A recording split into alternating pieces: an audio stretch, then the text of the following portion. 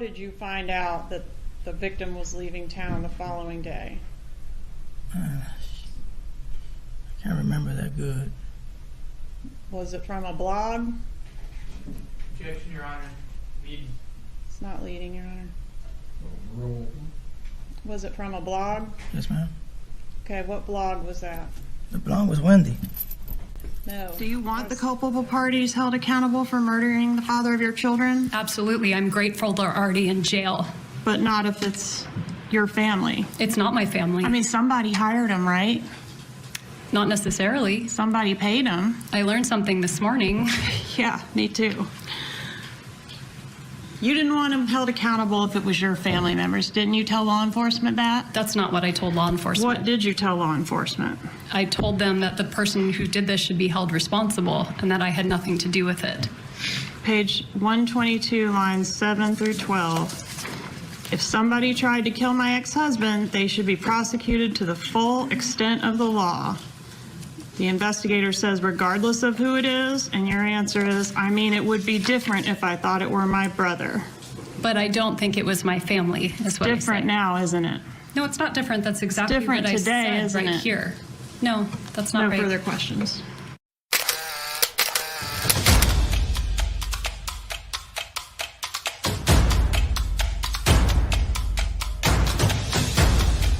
You are listening to the Roberta Glass True Crime Report, putting the true back in true crime.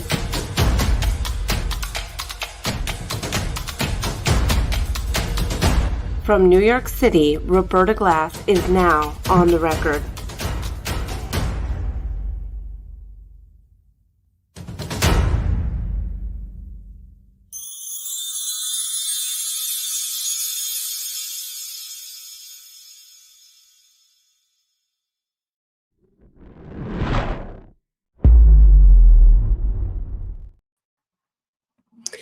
Okay, how is everybody? Going to talk today about Wendi Adelson's testimony in Charlie Adelson, her brother Charlie Adelson's trial. It's a masterclass in giving testimony that no one can, did, or should believe, in my opinion. But before we get into that, got some interesting questions or comments from last time. So let's take a look at those.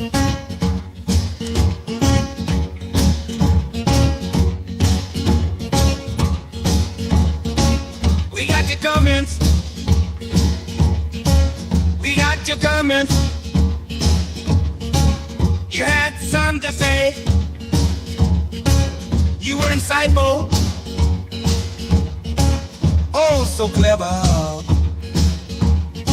So Roberta's gonna read your comments. Hey, Roberta, read those comments.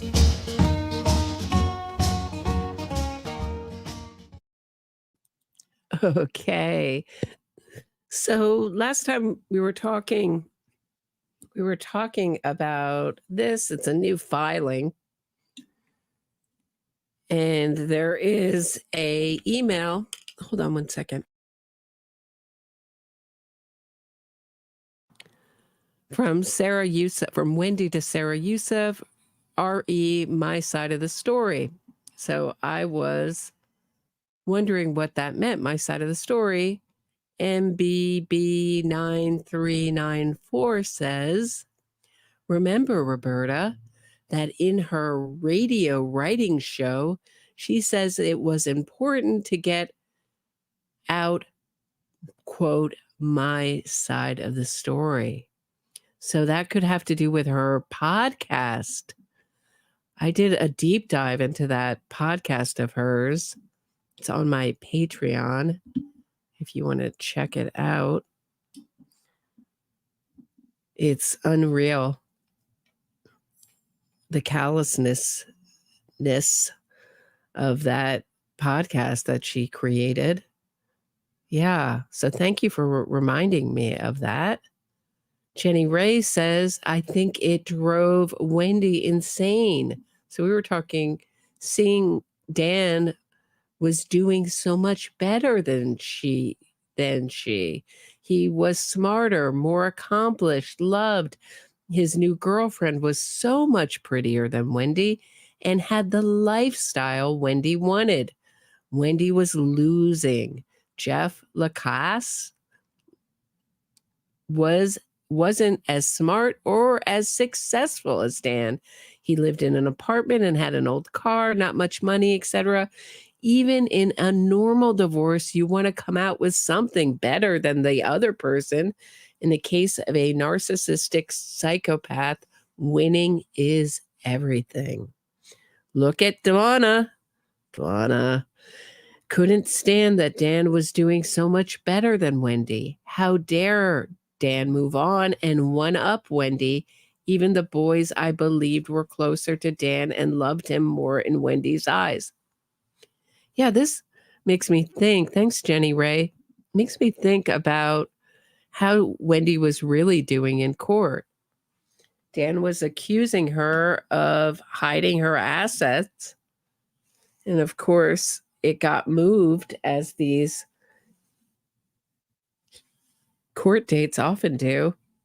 And Dan's murder preceded this court date. But what would have happened was she was losing in what was important to her and what she wanted in the divorce.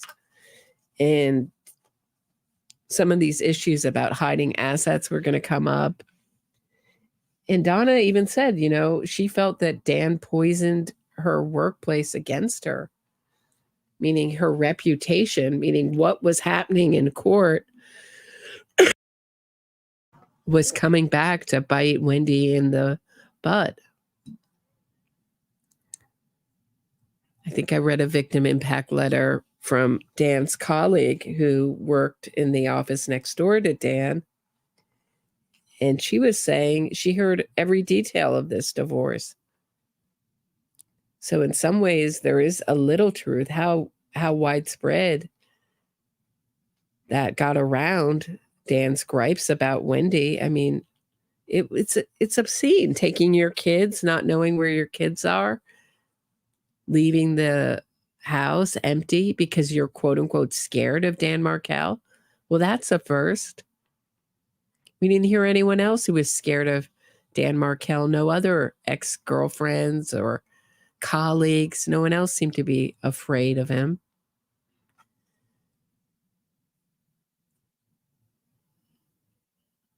Even Donna couldn't stand that Dan was doing so much better than Wendi. Yeah, I mean, remember, the most important thing was location. She lost on location for Donna. She lost on the important things in this divorce. She was going to have to spend more years in Tallahassee than she wanted to, or wherever Dan moved to. But it's just such a immature view of the rest of your life. A more mature person would say, I'll make the best of it. I have the money or my family's money to travel to Miami whenever I want or whenever I can. I'll take the boys with me on some of those. We'll make memories other places. I'll try to maybe negotiate the summers with Dan Markel. So I'll have some time maybe in Miami with the boys, and he can have them for a month in Tallahassee or wherever he wants to take them, Israel, etc. It's just a really immature view to say that that murder is the best solution. And I always say in this case, this is what I wonder. How did they all come to the conclusion that murder was the best choice? The level of emotion Wendi displays from the beginning of this interview does not track. We were talking about our police interview. This is Rabbit Inc. comments. With the information she was given that Dan Markel had been shot and taken to the hospital, but no additional description of the severity of his injury was offered or requested, Wendi becomes completely unraveled, panting, sobbing. Why, Wendi, why? That's a good comment. Does she Let me just check here. I'm curious. When she's told in the beginning, she's told pretty early on, I thought, how serious it was. But that would be the first thing I would want to know is how serious is there any chance he might make it?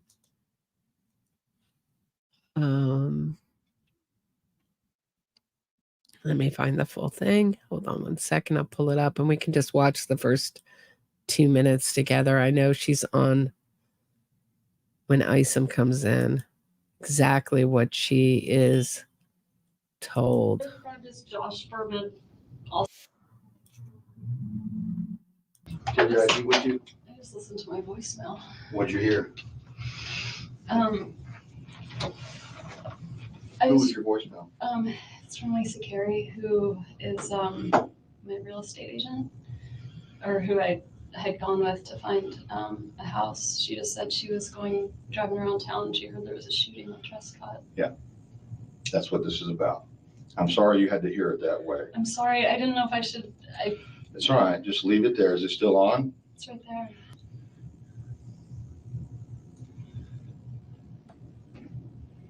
Hey, it's Lisa Carey. It is Friday, and I feel like an idiot doing this, but I just heard that there was a shooting over on Trescott, and I promise I'm not trying to be dramatic or even nosy. I don't know, just checking on you, my friend.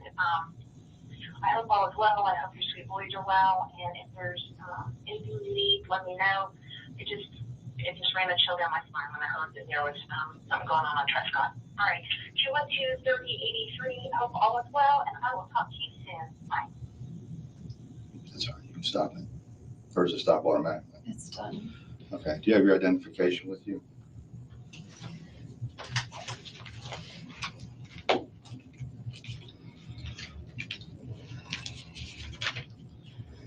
So you never took the last name of Markel? No. Adelson.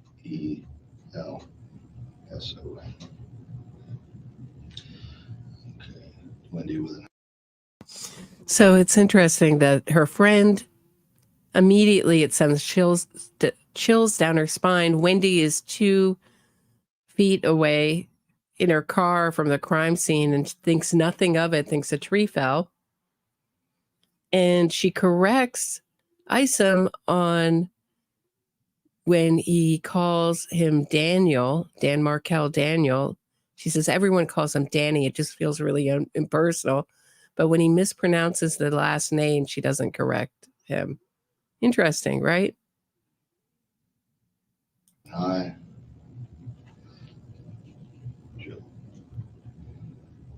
Hi.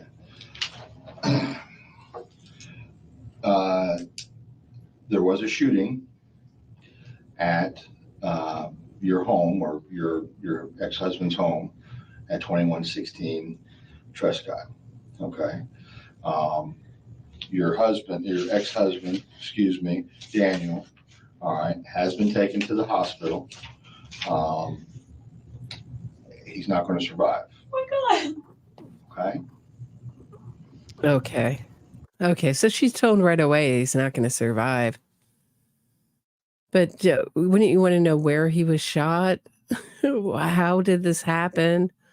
What situation did someone break in? Wouldn't you be more curious? So I see your point.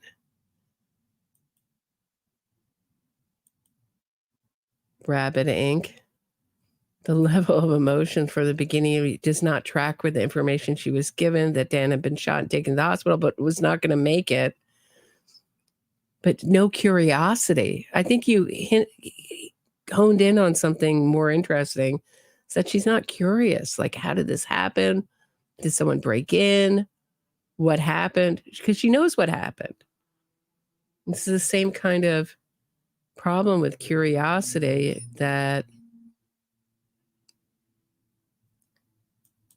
Robert had, her brother. So we're going to watch her testimony in her brother's trial today. check it out. This, of course, changes every time she gives her testimony to refresh ourselves for when she testifies in Donna's case. And I assume it will change again dramatically as it does every time she goes to the stand, her story changes a bit. Here's the latest version.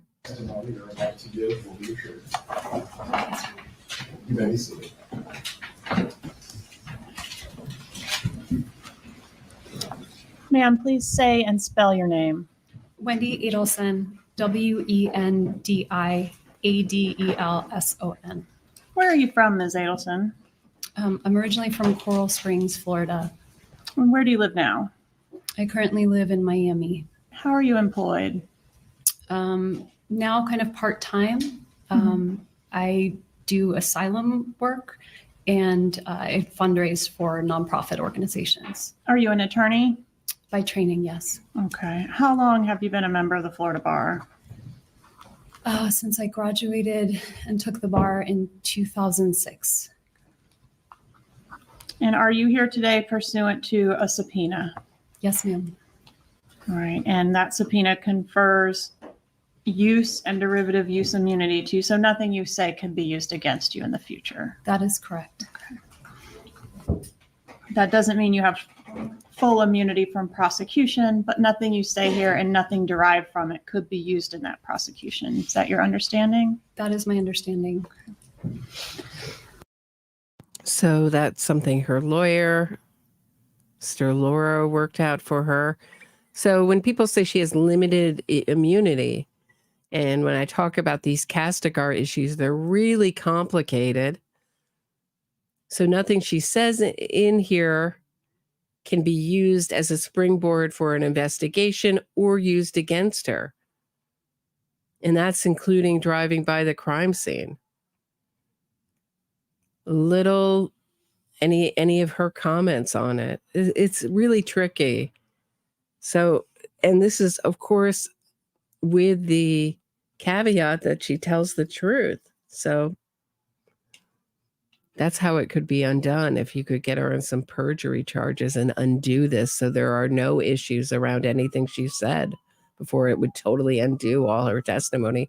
But so rarely does anyone get charged with perjury. Be unusual. Did you know Daniel Markel? Yes. How did you know him? We were married. When did you meet Mr. Markel? We met in the fall of my second year of law school, so fall of 2004. And where did you meet? We met in Washington, D.C. He was working there, and I was looking into a summer job in Washington. When did you get married? In February of 2006. And when did you live here in Tallahassee? We lived in Tallahassee my third year of law school, so from August of 2005 until I think around maybe May or June of 2006. And then we moved to Miami for a year because Danny was interested in working at the University of Miami. Mm-hmm. He did not get the job at University of Miami, and so we moved back here in 2007 and lived here until 2014. And where were the two of you employed during the time you lived here in Tallahassee? I was employed at the FSU Center for Human Rights, and Danny was employed at FSU Law School. Were you both professors at FSU College of Law? Yes. And were you living on Trescott Drive at that time? When we were married, we lived, I think we rented a house before that, but at some point, maybe in 2008, we moved to Trescott Drive. And is that the home that he was still living in at the time that he was killed? That is correct. Okay, and you were no longer living there, is that correct? I was no longer living there. All right, at the time he was killed, you two had children together, yes? Yes. And how many children did you have? We have 2 children. And what are their ages now? They are 13 and 14. What about at the time of their dad's death? At the time of their dad's death, they were 4 and 3. When did you separate from Professor Markel? In the fall of 2012. Whose decision was it to separate? It was my decision. And was part of the reason for the separation the two of you having differing views on how to raise your kids as far as within the Jewish faith? I mean, it was a small part, but it was part of it. Okay, that seemed to be something that came up a lot in your communication, so that's why I ask about it. What was the difference of opinion on that? I mean, when we first met and started dating, Danny wasn't as observant or as religious as he became over time. And so the difference in our perspective on raising kids was about dietary choices. Right, but they apparently he always wanted to keep kosher from the beginning. According to Ruth Markel, if this is true, it's hard to know if you didn't live in the house with them. But that Wendi was feeding the kids vegetarian is a way so that milk and meat were never together. Sorry, guys, I got to put on my air conditioner. I hope it isn't too loud for you. So what is she talking about here? He got more religious. I hear that's true, but she started this war over religion immediately with the non-kosher food at the wedding. So if you don't know, he wanted kosher food. They had a rabbi there who could only eat kosher food. Many of their guests could only eat kosher. And I'm not putting it down. It is a significant hassle. It's not a small thing. It's not like just getting vegetarian or vegan food. It has to be prepared a certain way. Can't be in a non-kosher oven. But that's something you're going to have to do if you meet your partner, your future husband, on J-date, and he wants to keep kosher. You have to think that Donna and Wendi picked him out on J-date together, that this is going to have to be a issue. So my mind is throwing out the gauntlet right there, saying either you get in line and forget about this kosher stuff, or this kind of stuff will keep happening. It's punishing to do this at your wedding. I'm going to have my way and you're going to put up with it. He was devastated, apparently. Then attendance at synagogue, things like that. So in general, he wanted to raise the children more strictly in terms of the faith than you. That is correct. Did you move out of the marital home while Mr. Markel was away on a business trip? I did, yes. All right. And did he know that you were moving out when he left for the business trip? No, he did not. Where did you go when you left the marital home? I rented a home in Tallahassee. Where was that? Do you remember the address? Aqua Ridge Way. 3303 sound right? That's right. Okay. And what was the custody arrangement once you moved out of the marital home?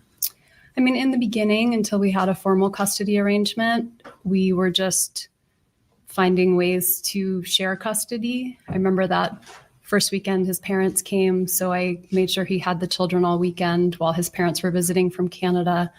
But eventually we had a 50-50 shared custody arrangement. All right. And do you remember exactly what that looked like? Was it week on, week off, or something more complicated? It was something more complicated. In the summertime, it was week on, week off.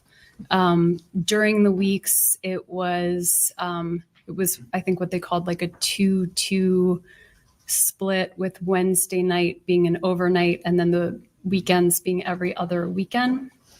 All right, but roughly 50-50. 50-50, but that was the split. Okay. And I want to show you what's been introduced into evidence, State's Exhibit 56.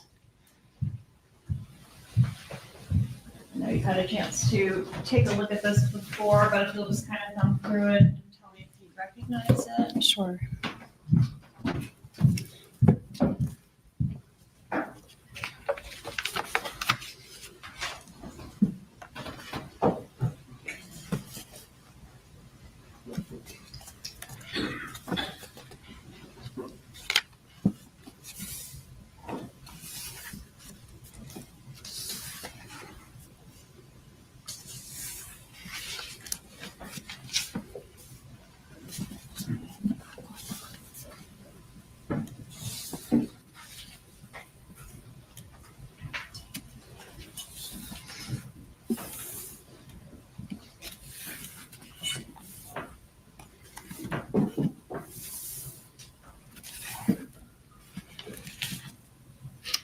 Do you recognize the exhibit? I do. Is it a fair and accurate copy of your divorce file? It looks like it, yes. All right.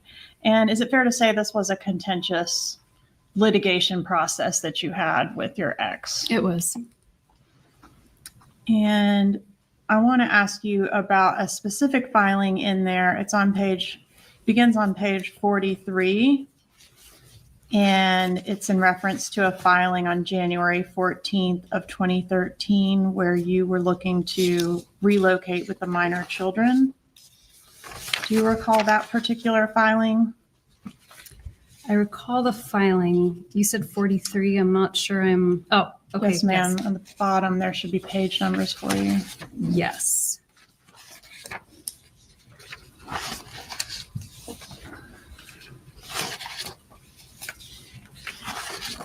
Yes, I recognize it.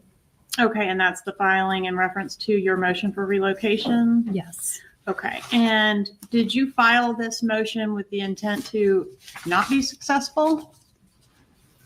I'm sorry, I don't understand the question. It's been suggested that you never thought that was going to be successful. Did you? I thought there was a small chance that it would be successful, but not very likely, no. Okay. And weren't you thinking, well, maybe Danny would be happy working somewhere else because he's mentioned applying?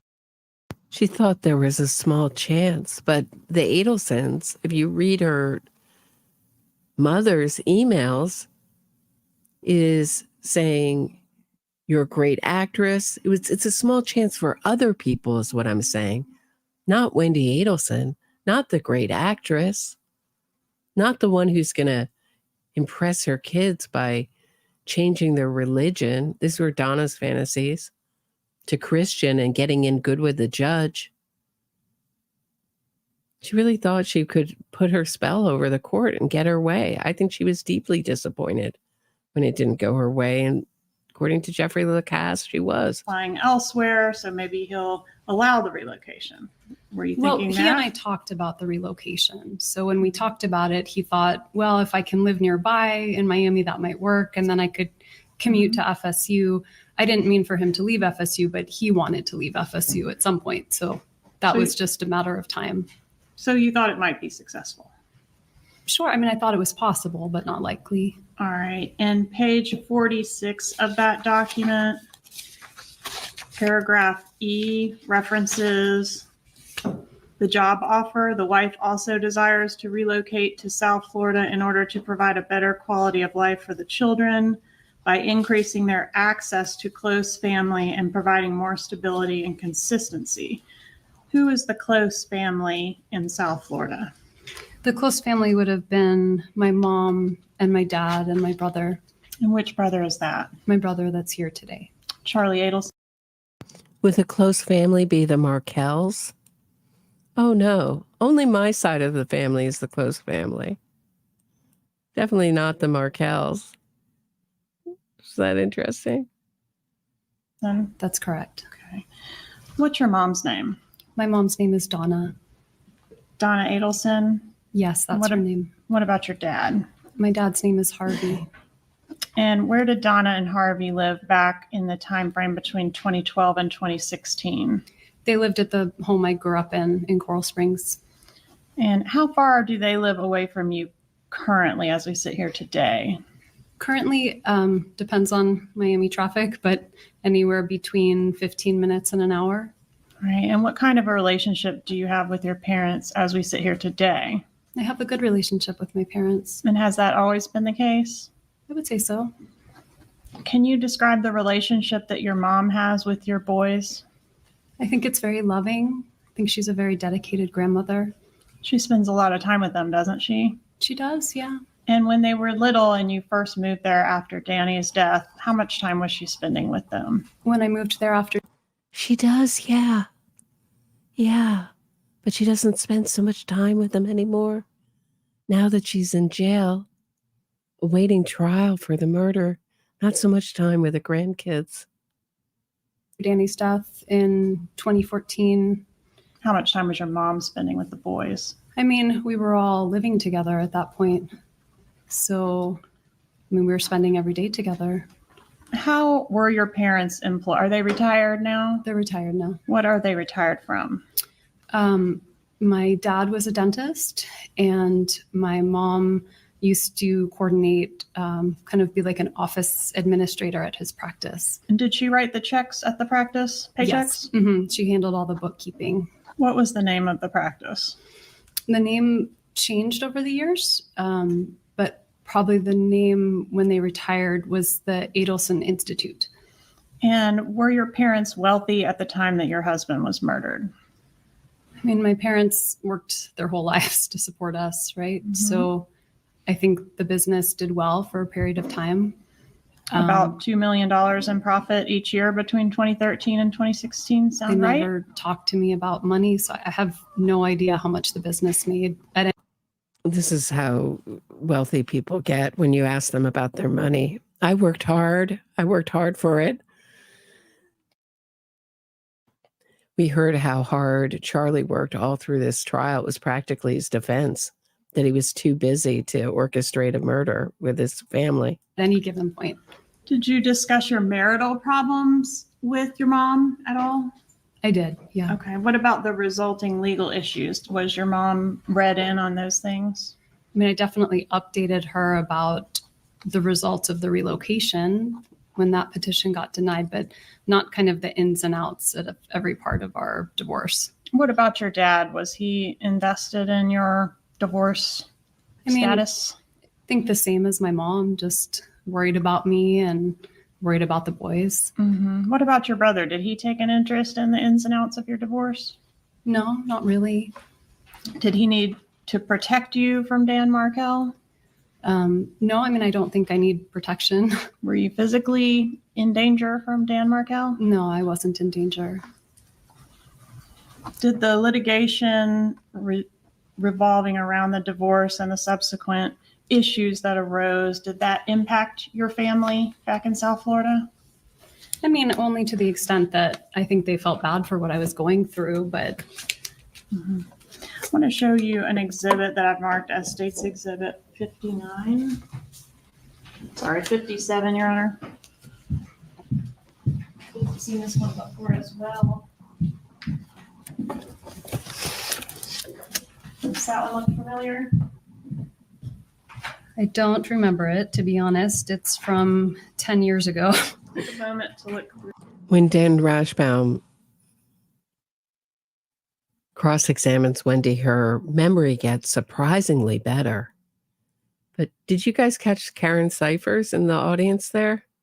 I didn't catch that the first time around. She's way in the back. Through it? Sure. Which ones? When you're done, I'll let opposing counsel take a look at it, but go ahead and let us know when you're done reviewing it.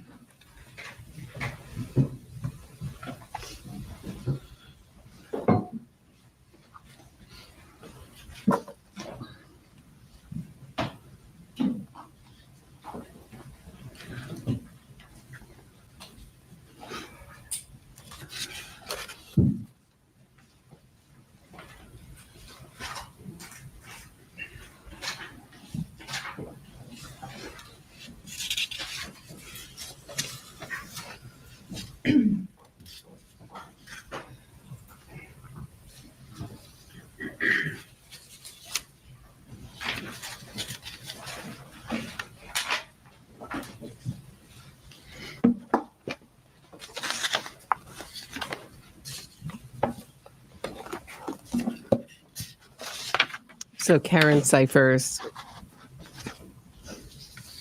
really spearheaded the Justice for Dan Markel organization, which was to make sure that everybody got tried in this case, to raise awareness with lawyer Jason Solomon. She also helped construct the Grandparents Act against grandparents' alienation that passed in Florida, the Markel Act with Ruth Markel. If it pans back to her, I'll show you where she is.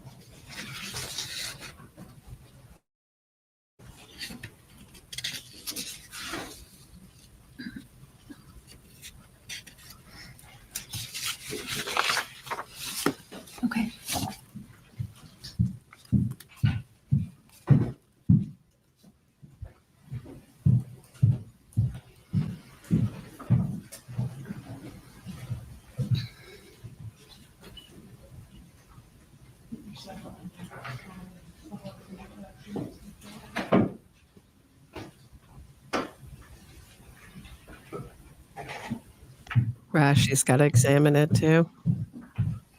Okay, boy, does he look bored. All right, are those emails between you and your mother? I don't think I responded. I think they're just emails from my mom to me. No? Okay, mostly all from your mom. Yeah. Okay, and the email address says, I think it's something like Wendi Harvey.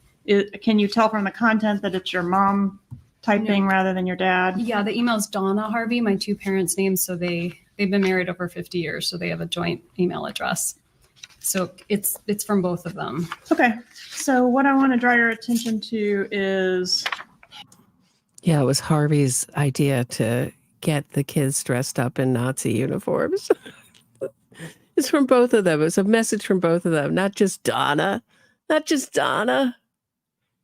Silly. Page 2 of that exhibit, that first paragraph there above the word response.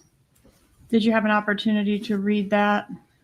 I read it real fast, Kind of but scanned. I can read it. And what I want to draw your attention to is specifically the part that reads, your father has made numerous trips by plane for weekends and changing the patient schedules around so he can continue to spend significant time with the children.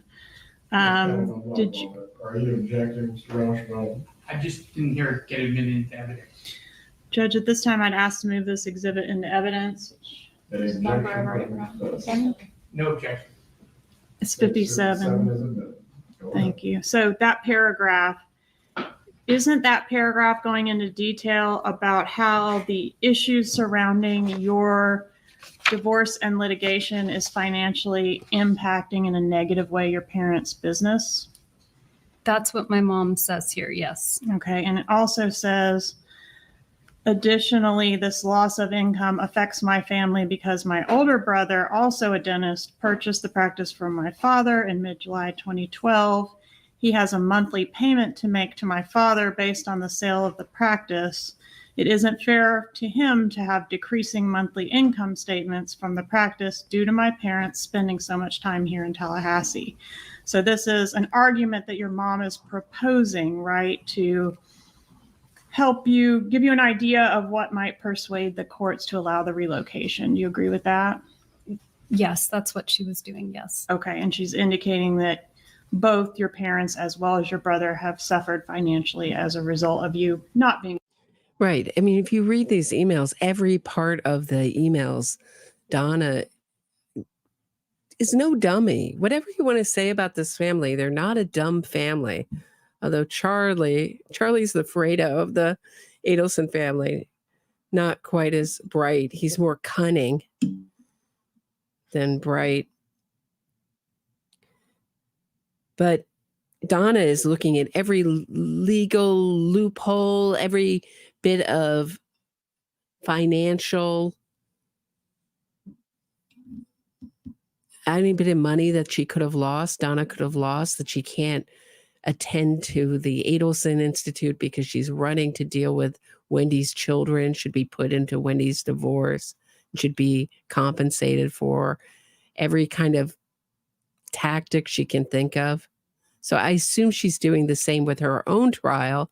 Some news on Donna's trial that I forgot at the top of the show.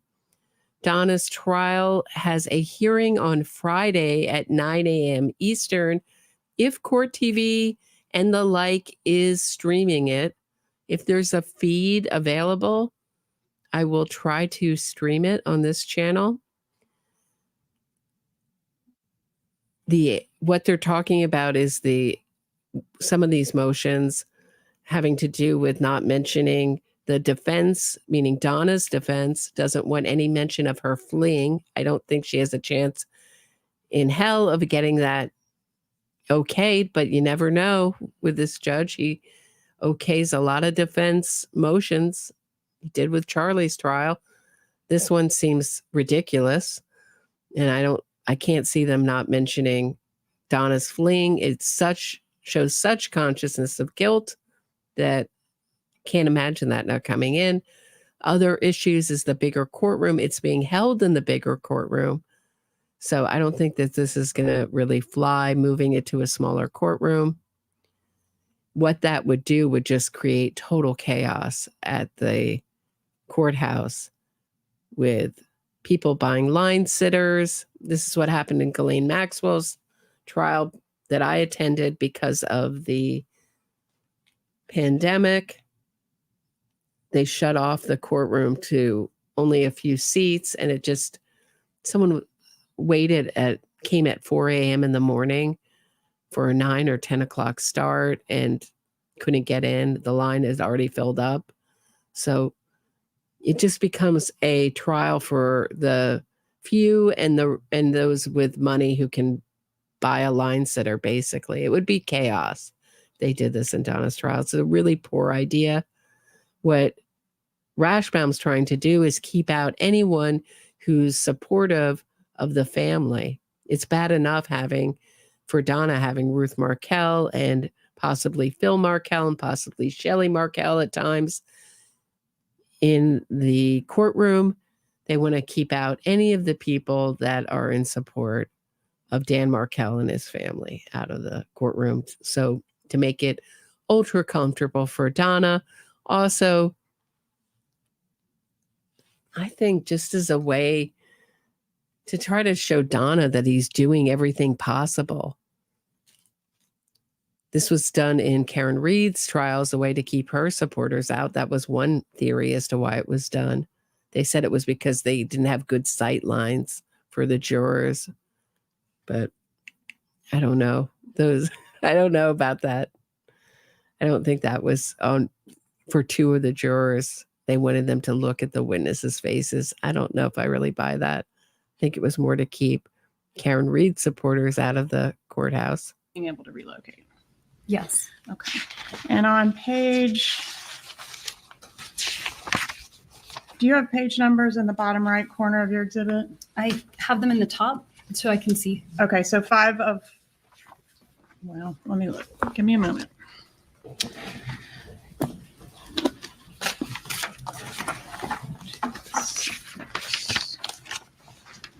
So it'll be the second email in your packet, page 1 of 3.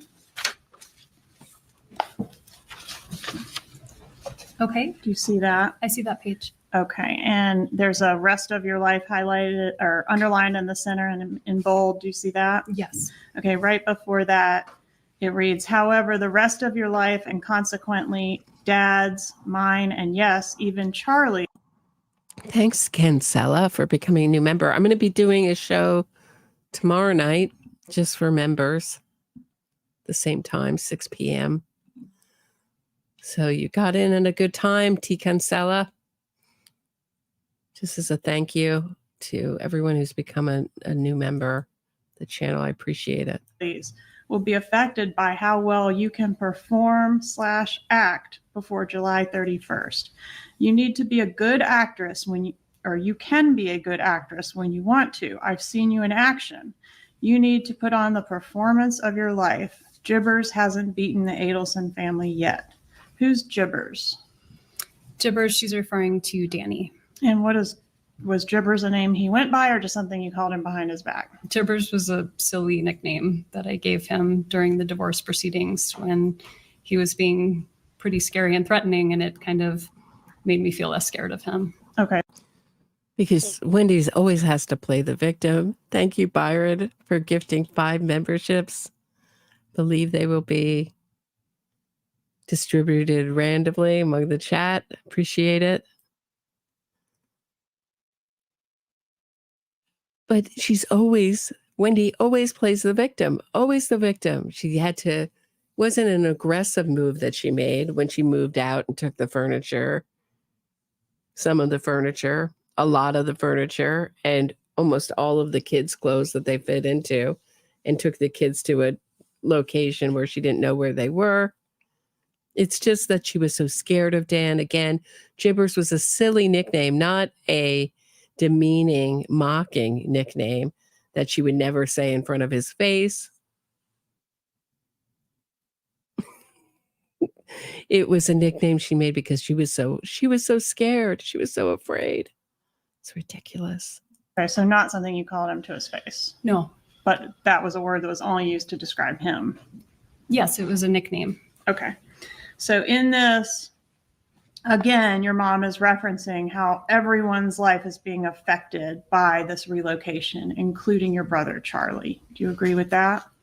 That is what she said. Yes. All right. Is your mom overprotective of you? Yes. All right. And is it fair to say she's, a little on the controlling side? I don't think she's controlling, but she's definitely overprotective. Did she ever try to micromanage your life?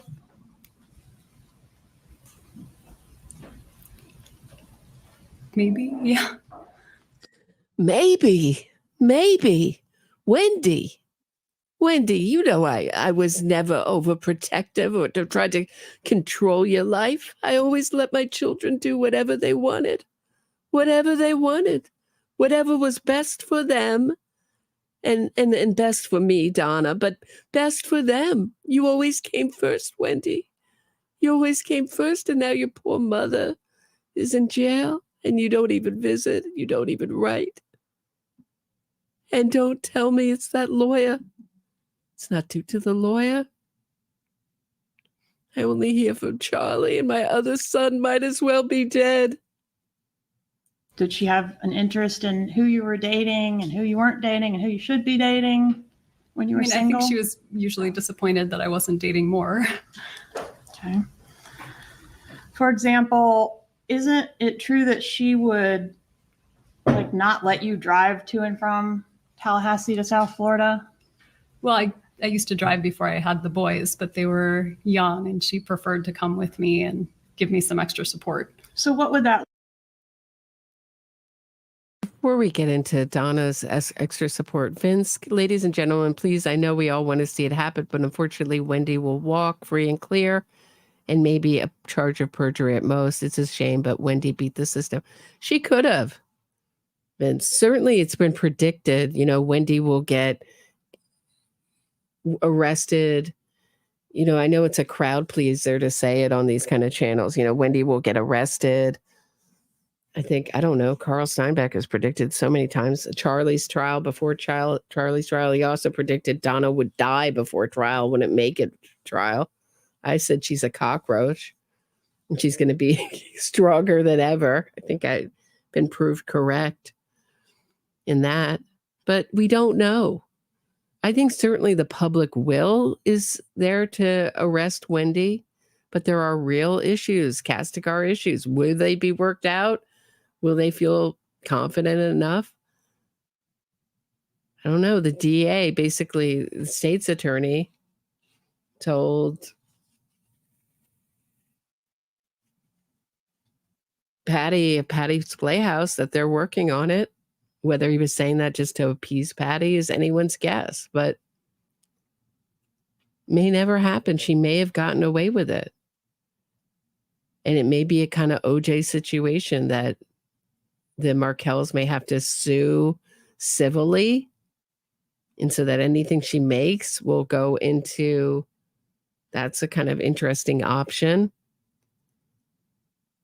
So basically in civil suits, the only thing on the line is money. So will Wendi pay that way? But I feel you, Vince, because I feel like there is a chance she could walk free. There is a chance. I hope it doesn't happen. I hope she gets arrested. I hope she could beat the system. There's a million ways, to get her punishment may be to be a social pariah and have her family in prison, her mother and brother in prison, which, life is not fair. We want it to be fair, but it's not fair. And often there are unsatisfying endings to stories. Donna could be the end of the line. It would certainly be weird that Wendi, the person that benefited the most, walks free. Could happen. You don't know. None of us are psychic. We don't know. We don't know what they have. We don't know what they're sitting on. Some of it may come in Donna's trial, which is be very interesting.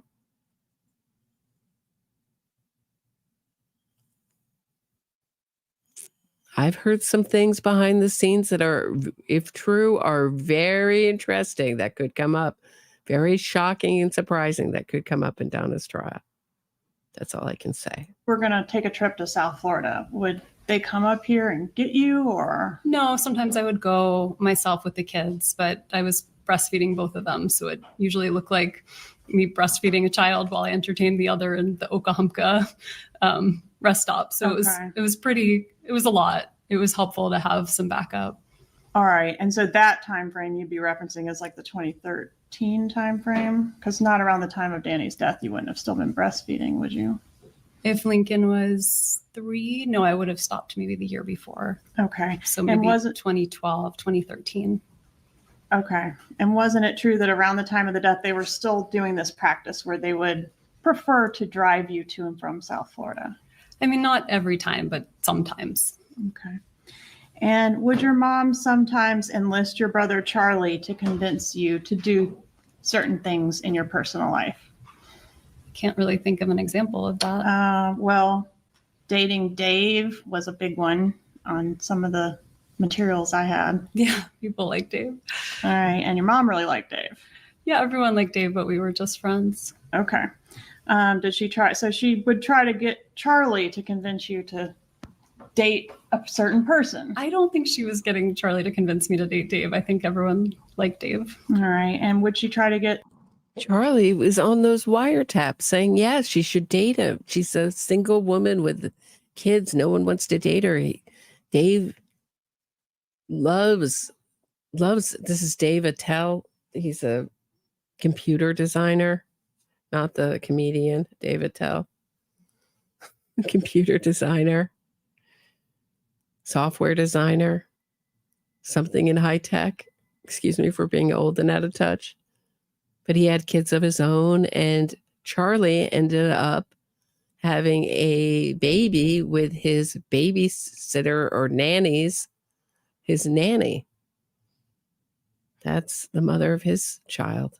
Charlie to convince you to do certain things as far as your professional life, what jobs to take? No, I don't think so. That.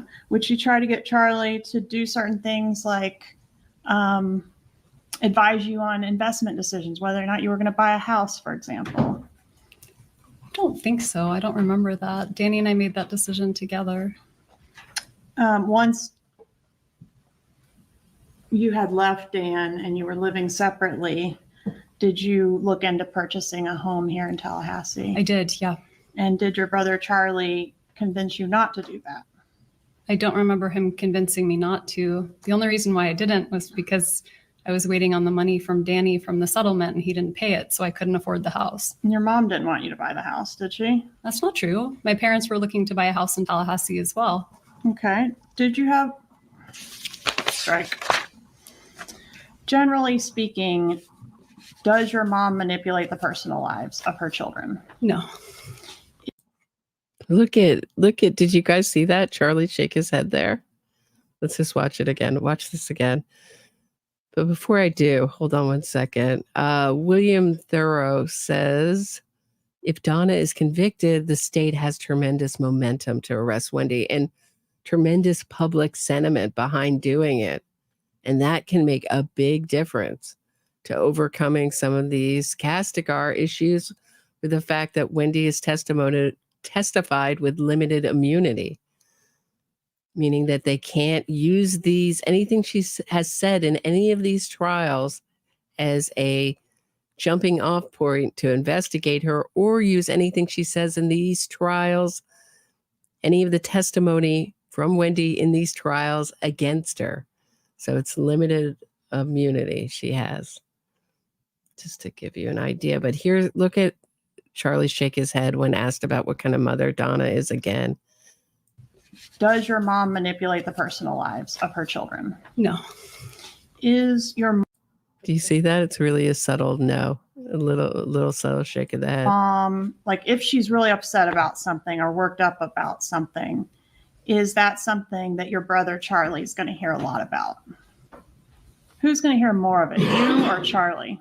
Well, if my mom's upset with me, probably Charlie. And if she's upset with Charlie, probably me. Okay, so do you get a lot of that? Do you hear a lot about, let's go back? That's a healthy family dynamic, isn't it? Nobody's talking to each other directly, although Donna does talk to Wendi very directly when she's about to flee. This isn't about the case. There is no more case. Does anyone remember that? I just wanted to know. Don't you want to know how Charlie's child is? And how is Ben and Lincoln taking it? Did you tell your children that Charlie, the Uncle Charlie, just like in Hitchcock, Shadow of a Doubt, the creepy Uncle Charlie, has been convicted, sent to prison. He might as well be dead. Let's go to before the murder. Did you get a lot of Donna just giving you an earful about what Charlie needs to be doing? Probably at some point. What was Charlie doing with his personal life? What did his personal life look like? At what point? Before the murder. I mean, at what period of time before? All of them. Wasn't it just a revolving door of girlfriends? Right, but my mom didn't complain to me about that. She didn't mind that with him. I don't understand the question. She didn't mind if he went from girl to girl to girl. That was acceptable. She didn't really weigh in on it, no. Who talked to her more, you or Charlie? Charlie. A lot more, right? Yeah. At the time of Dan Markel's murder, were your parents extremely angry with Dan? At that point, no. They were in a much better place.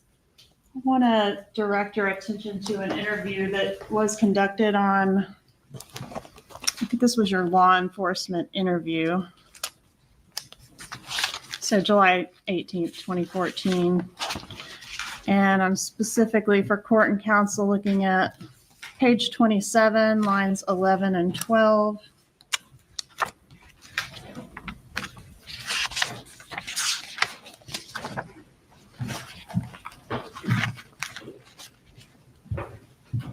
I've got it open to the page, but you can flip around if you need to familiarize yourself. Sure. And I'll take that exhibit if you want.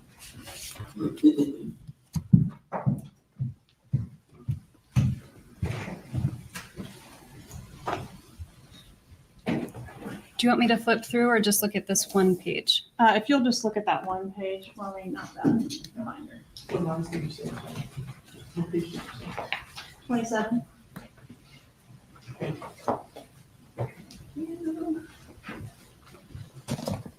Let me get to where you are. So page 27 there, lines 11 and 12, and I've got it highlighted for you. Yes, says, Ms. Adelson, my parents are, very angry toward him. Is that true? Isn't that true? What you said? Your parents were very angry toward Dan. Can I read the rest of the sentence?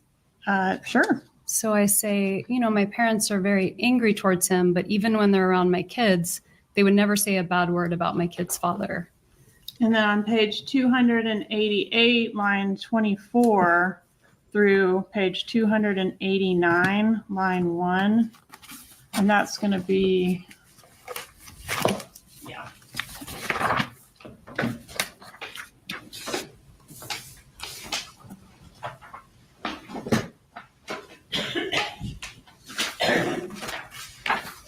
Didn't you say, it's like my parents have more reason to dislike Danny than almost anyone else? Is that what you said? That is what I said. And that's because he hurt you, right? And I was saying that in the context of talking to law enforcement for hours and hours and trying to help them figure out who might be responsible. Right. Right. And I landed right on my family, strangely pulled that out of my subconscious. And who did you tell them might be responsible? Well, I told them many, many people, but are you asking about this particular moment right here? You told them your family might be responsible.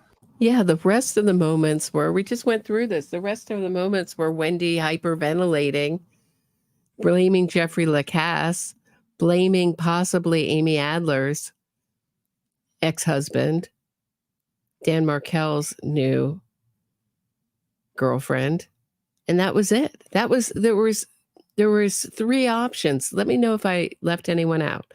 Jeffrey Lacasse, Amy Adler's ex-husband, and her brother and her family. That was it. It's not like she listed off 1,000 people here. She's like tapping her finger so annoyingly. I mean, the jury must have hated her. She's so hateable in these testimony with her fake affect, with her head to her side and her eyes wide open and almost like hypnotizing, trying to hypnotize the gallery and the jury. But let me know if I left anyone out that she brought up. She says later, I thought maybe it was someone who gave Dan a bad grade, but I don't think that came up in the police interview. That was maybe a disgruntled student. That's not my memory, but let me know if I forgot that. Or potentially someone to do with a former student or his current girlfriend. I mentioned lots of people that I thought could be responsible. Okay. And of the lots of people that could have been responsible, your family was one. Yep. Because they might have done this thinking it would help you. I mean, that's what happened, right? I'm sorry, I don't understand the question. Your family had your ex-husband killed to try to help you, didn't they? No, that's completely untrue. Well, that's a little different than had him killed for Wendi, which is a line I don't even think Georgia Cappelman believes, that the family all conspired without Wendi knowing to have Dan Markel killed. Because if that's something Wendi didn't want, boy, that would spoil relations between Donna and Harvey and Charlie. They're all a four-headed monster. JJ Dawn says Amy Adler's former husband is a nationally known sports writer. Interesting. I didn't know that. Thanks, JJ Dawn. Did not know that. Like he's going to bother, be so jealous years after their, I don't know how many years after their divorce, to bother with killing. He's so obsessed with Amy Adler. He wants to kill her new boyfriend. Come on. And back to the divorce. But they were stuck on this idea of jilted lover. They couldn't, Donna and Wendi could barely think of any other. They didn't go with, I mean, if I were they, I would have gone with Dan Markel and his connection to the very conservative, Orthodox, Hasidic, whatever you want to call it, Jewish crime case he had, the Prod Father case, where the rabbi was taking gets, like, meaning women who wanted divorces. He was offering these men an offer they couldn't refuse, basically threatening them with violence and roughing them up, to use Charlie's phrase. I mean, that's just very, I would say it would have some connection to that, because he was joining the defense team in that case. I would have gone that way. Or a disgruntled student. Either way, those seem better than jilted lover to me, but let me know what you guys think. Of course, the petition where Danny is responding to your petition for the motion to relocate. Are you familiar with that filing, or do you need to take a look at it? I need to take a look at it. All right, it's going to be page 79 through 101, and this is back to our exhibit 56.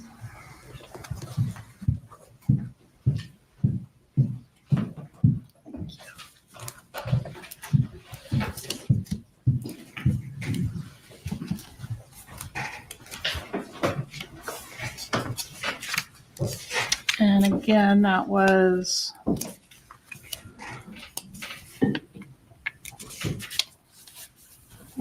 the filing begins on page 79. I'm specifically interested in 82.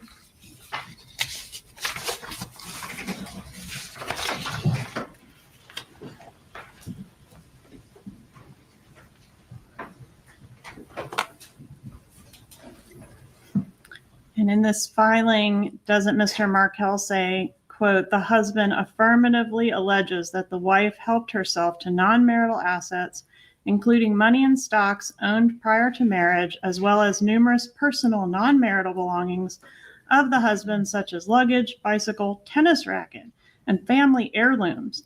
The wife has refused to return these items or to allow the husband into her home to see what other personal belongings were taken without his permission or acquiescence. So my point is, he's accusing you of theft in this paragraph. Those are the words that are here, yes. Yeah, and he's very adamantly objecting to your relocation, right?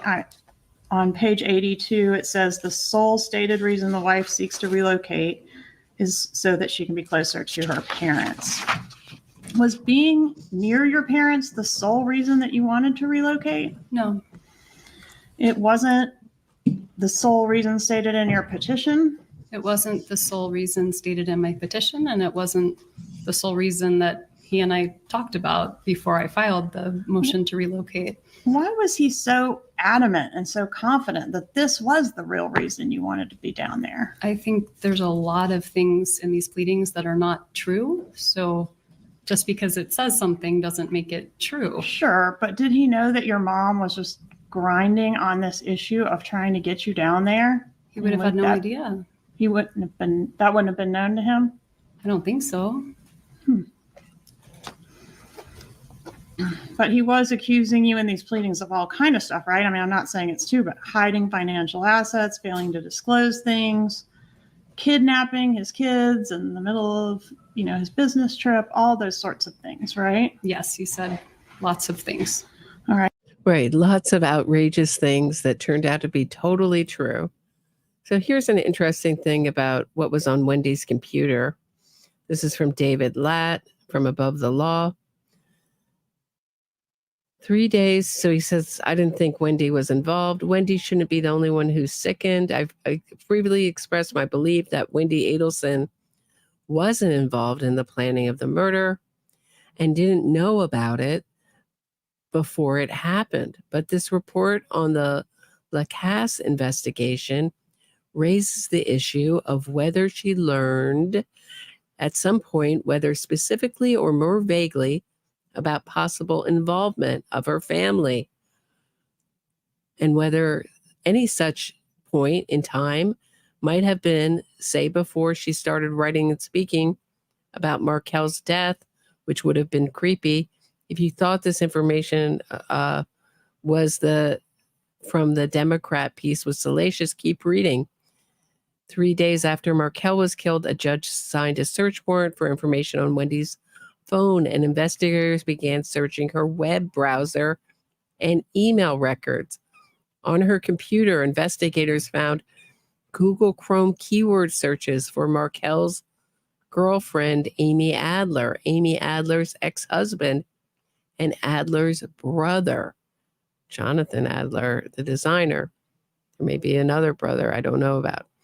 They also found that Wendi had searched several adult, my words not theirs, sites for teacher, student, adult material. Just trying, okay? As a wise puppet once said, the internet is for adult material. They just released reports. The phone conversation interrupted when Markel was killed. Markel was asking his School of Arts and Science teacher about Wendi Adelson seeking to enroll their 2 children without his knowledge. The teacher said he and Markel spoke for several minutes when he heard him say, hold on a second, there is someone in my driveway that is unfamiliar to me. Chilling, right? So she was continuing to doing these shenanigans all the way up until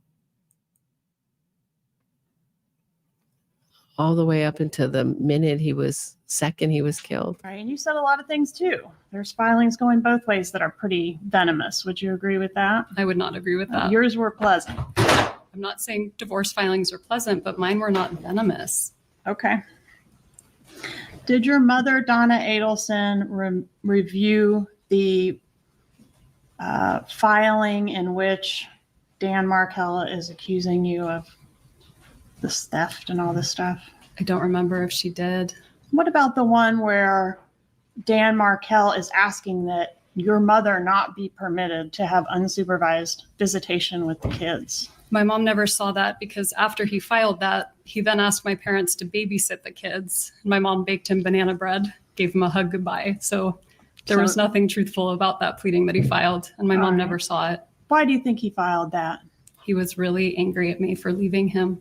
Okay, so he didn't really want to limit your mom's visitation with the kids. No, and he that's asked for her evidence. to babysit after he filed that. Evidenced by the banana bread, and so she didn't even know. Yeah, I cooked banana bread. I cooked banana bread and asked him to babysit. It's so absurd. So absurd. This stuff. This banana bread stuff. I can't even believe she went with this, but this was all news to us at this trial. Know about that filing? She never knew about it. Okay. And when she laid all those options out in that email to you about other options that you could take to secure the relocation, as far as bribing, remember that? Converting the Christian children to Christianity, remember that suggestion? I sure do. Okay. What did she put in there that she viewed as your most non-negotiable and most important part of your divorce? I don't know. Do you have something I can see? States Exhibit 57. Come on, Wendy, you are the weakest link. You know what it is. We all know what it is. Location. How come we all know and Wendy doesn't know? It's her life.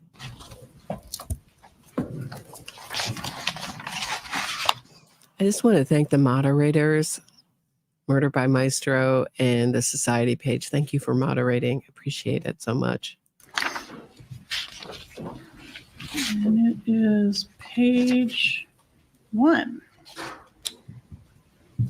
Page 1, paragraph 2.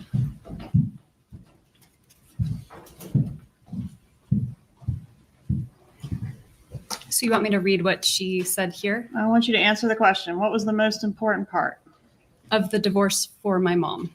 Yes. It says here that for her, it was relocation.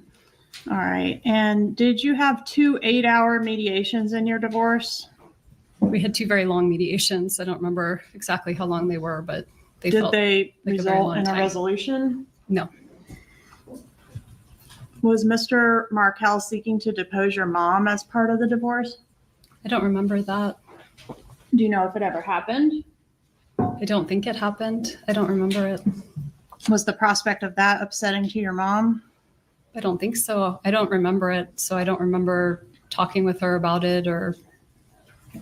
Did your mom call Dan any disparaging names around this time frame? Well, I just read them in the emails, but I don't remember them independently. Okay. Did she call him an asshole? Yes. A narcissist? Yes. A bully? Yes. Religious zealot? Yes. Bastard? That I don't remember. Page 5. Okay. Is it page 5 from the first email? Yes, if you'll just go through by the physical pages.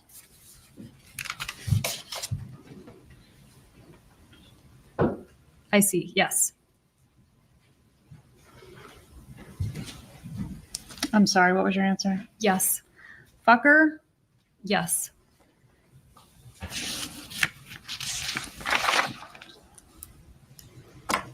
But in all the filings made on your behalf by the different lawyers that you had and all of the emails that your mom sent, he was never described as abusive.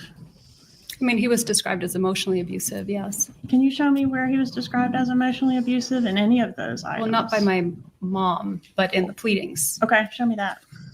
Well, he's described as abusive by your mom in the email, certainly. She talks about living with a narcissist isn't easy and how abusive Dan was, LOL. It's going to take me a while to find it. Okay, well, it's not in there. I mean, I don't think any type A person like Dan Markel is easy to live with, nor Wendi. But, I mean, this is a different level we're talking about But you here. can get back to me. Well, with it is in there. Objection, Your Honor. What's your objection? The comment, she's not testifying. Hold on, please approve. So would you have to review the whole file in order to find that, or could you give us a starting point of which filing it might be located in? It might be under the petition to relocate. It might be under the initial divorce proceedings. Okay. It wouldn't be in emails from my mom, but it would take a while to find it. It might be in the depositions. Okay, did you view yourself as being stuck here in Tallahassee once the relocation was denied? I didn't. I mean, I had a really nice life here. I did not view myself as being stuck. Would you please turn to page 176 in that exhibit in front of you?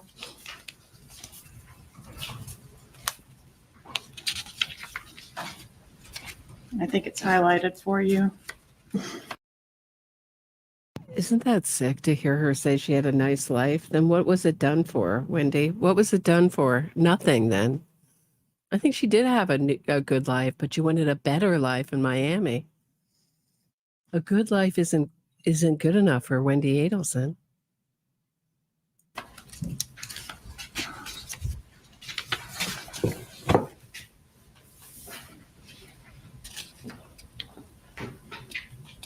Did you describe yourself in that filing as being stuck in Tallahassee? I don't see it. You said it was highlighted, but there's nothing highlighted. Okay. 176 on my page. I didn't highlight it for you. Okay. Just a moment.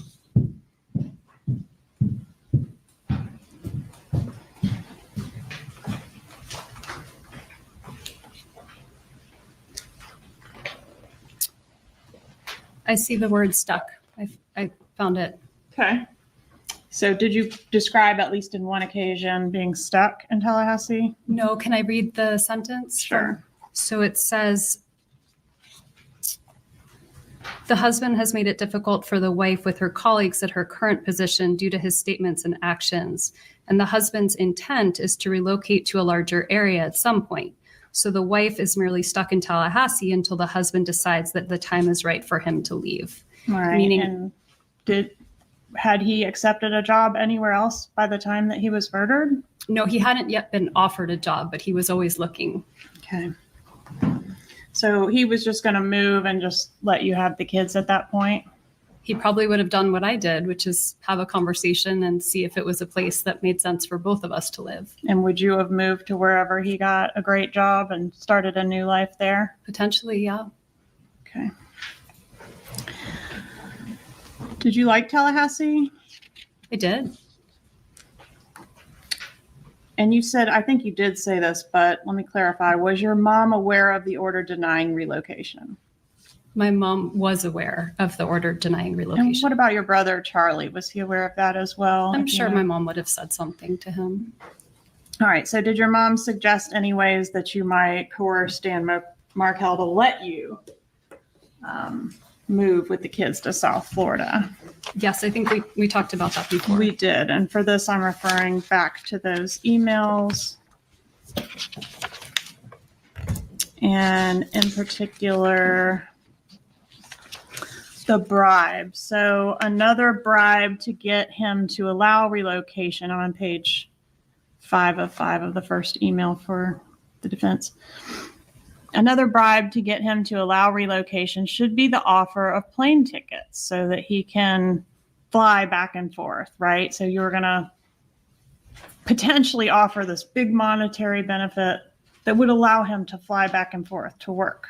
Is that the idea? I never said that I was going to do any of that. Okay. Was that the idea that your mom had? That was the idea. All right. And the amount of the bribe is going to be, or was at least discussed as being $1 million. Is that right? Right. I've heard that Donna, so I've always wondered why they didn't fly. And Donna was driven from Miami to Tallahassee and not flown when she was moved, when she was arrested. I've heard Donna is afraid of flying. So I wondered if that had anything to do with the way they moved her by driving her, or why they drove down and drove Wendi back, which to my mind is so infantilizing. Wendi can't drive with the kids. They have to drive down and drive back with her. Seems a little crazy to my mind. But I've had people defend her and say, oh, she was breastfeeding it sometimes, but come on. That is what they said. Okay, and did you agree with that? No. Would that have worked? I have no idea if it would have worked, but You think he might have taken $1 million to let his kids go? well, he wasn't letting his kids go. He would have moved to South Florida and he would have commuted back and forth to his job. So maybe. Well, then why wasn't it offered? Because I didn't want to do it. Because I didn't want to do it. Because I was advised that it was going to be awful, right?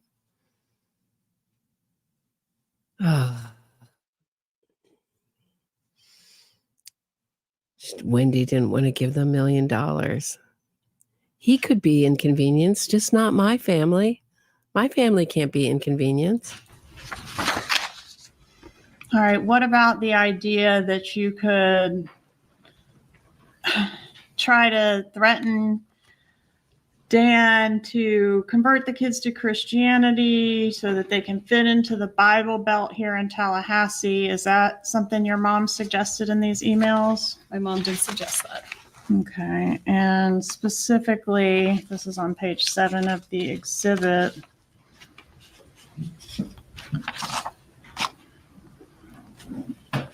Let Jibbers know that your children will be baptized in the Catholic Church. Have a picture made of them in front of the church, all that kind of thing. That's what your mom suggested at one time? She did, yes. Okay, and did you do any of those things? No, I don't even think I responded to it.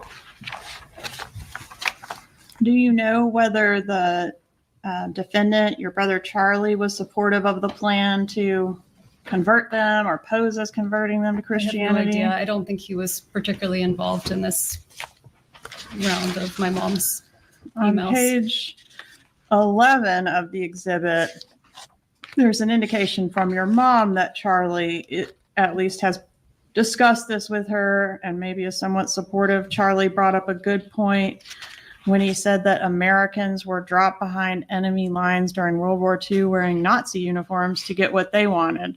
They had a job to get done and they did what they needed to do to accomplish it. You have a job to get done in a very short time frame to accomplish it.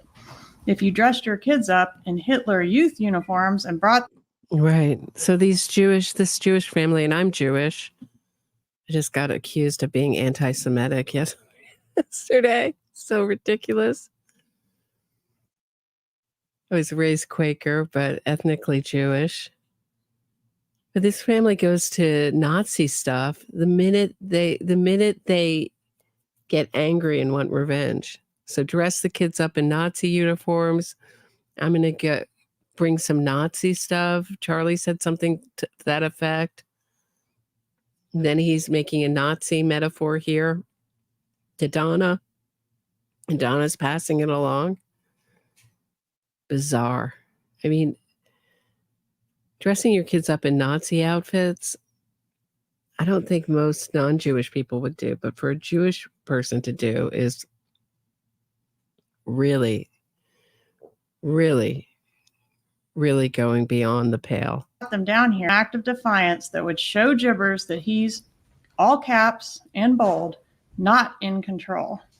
So it just seems like your mom was pretty extreme about this situation of getting you relocated. Can you agree with that? Yeah. All right. And Charlie was at least consulted on it or had offered some information about it. Well, that was my mom's rendition, so I don't know if that's what actually happened or that was her perception. Sure. Were you involved in the effort to consult? So Debbie Martin's asking me the first Quaker, I think you mean Quaker meeting, they're not called churches, was on a northern boulevard near Main Street, Flushing, Queens. Did your parents attend there? No, I've never been there. No, I was raised in Pennsylvania. Went to a different meeting. Wow, I didn't even know that. Interesting. Little piece of trivia. Would have thought it would be in Pennsylvania. Interesting. Didn't know. See me mean Flushing, Queens? Is there a different Flushing? A lawyer about the bribe and whether that was going to be legal. I wasn't the lawyer consulted in that. No. Were you involved in consulting a lawyer with your mom? Okay. Do you know for sure if any financial offer was or was not made to Dan Markel? I couldn't say for sure if they made it to Danny without me knowing, but I don't think so. Is that something they would do, is try to negotiate with him behind your back or deal with this situation behind your back? I don't think so. I think I would have known. Danny probably would have told me. But you definitely didn't extend any of these offers or threats. No.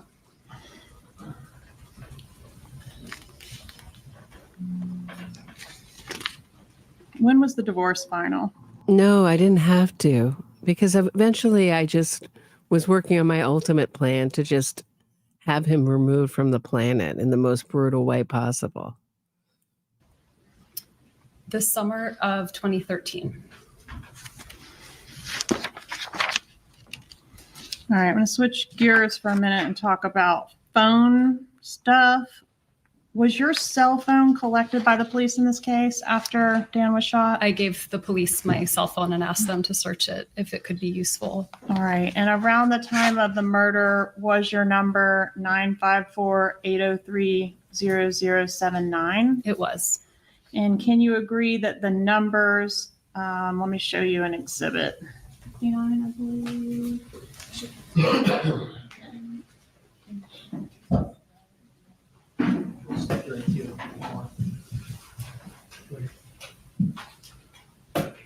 You will?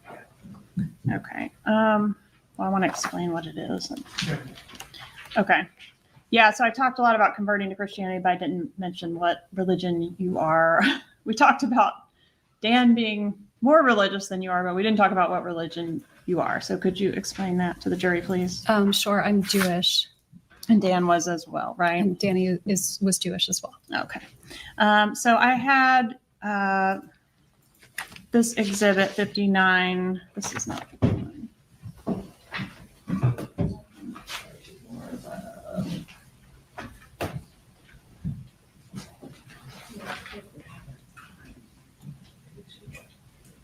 Yes, that's what we did.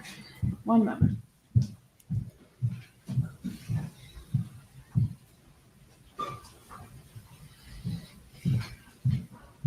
All right, you may not be able to do this, but states 59, I've got phone numbers attributed to your family members. Obviously, you don't know the other people. Are those phone numbers accurate, if you know, for the time frame around the murder? Yes. Okay. All right, and then you are also familiar with the wiretap that was conducted in this case? Yes. And did I provide you a disc labeled Disc 107, ask you to review some calls and see if you could authenticate the voices on those calls? Yes. All right, and for that, I made you a little spreadsheet, which I've marked as 61. And were you able to initial by each call indicating that the highlighted names are the voices of the people they purport to be? Yes. Judge, at this time, I ask to move to evidence state 61. Any objection? No objection. No. State 61 is admitted.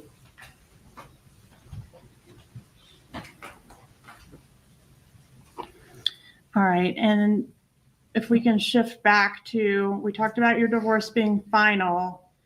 Once the divorce was final, weren't there still a lot of filings that went back and forth between both you and Dan Markel? Yes and no. The divorce was final. We had a final settlement agreement. Mm-hmm. The agreement was I take my name off the title to the house. He pays me half the value to the house. So for within the first week, I went and took my name off the title to the house, and I waited until October when he was supposed to get back to me. He never paid me the money. And so I called and I asked what happened. That was the deal. And he said, I have compelling reasons. I'm not going to pay you. And so I made one filing, a motion to enforce the settlement agreement because he didn't do it. Right. So you believe that he owed you money pursuant to the settlement agreement. He was in violation of the settlement agreement. Yes. Right. But she took whatever money she wanted out of the bank when she left with the kids. So now that must have been a shocker for Danny. Now she doesn't get the Dan Markel. Now she doesn't get the money that she thinks she's going to get, and it's a federal crime. But she's happy to take money out of the joint bank accounts that she thinks is hers, and now she's not getting money that is hers, right? Oh. It's a federal crime. And he was of the belief that you had withheld some financial things from your affidavit, and maybe he didn't owe you the money that you had previously agreed on because you had not been honest in the initial disclosures, right? He accused my attorney of having unclean hands and committing a crime. Yeah, and assisting you in withholding this money from the disclosures. Okay. All right, so I want to ask you about the motion to enforce marital settlement agreement and hold Dan Markel in contempt of court. That was filed. So Patty from Patty's Playhouse is a realtor. Hey, Patty. She never had the title quit claim. They would have had to refinance the mortgage to remove her, and this never happened.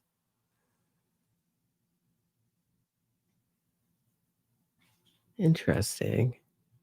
So she was still on the mortgage for that house at Trescott? Is that what you're saying, Patty? Filed, you may need to refresh your memory, October 31st, 2013.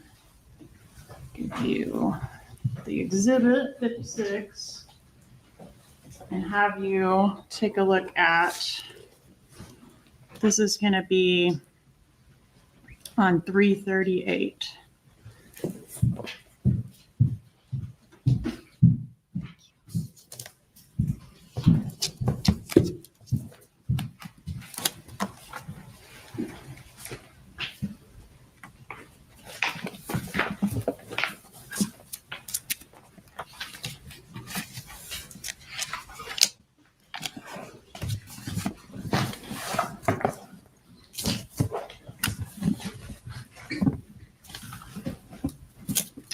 All right, could you just read the title, the caption of that filing? Patty says, yes, she was still on the mortgage at Trescott, the home where Danny was murdered in the driveway of. Divorce settlements are not observed by mortgage companies, Patty says. They could care less. Interesting. Motion to enforce marital settlement agreement and to show cause why the former husband should not be held in contempt of court. What does it mean to be held in contempt of court? It means not to be doing what the court has asked you to do. What can happen to you if you're held in contempt of court? I don't know, really. Could you be jailed? I don't know. All right. And when was this filed? This was you filing it, right? I mean, you're the client. Right. You're asking that he be held in contempt. And you don't know what that means? I mean, at the time I filed, which was 10 years ago. Oh, okay. Well, refresh your recollection with the document. Goes through 340.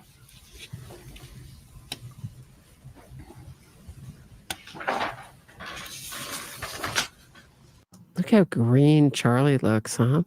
He had that green tint to him the whole trial. Until he turned pale white when the verdict was read.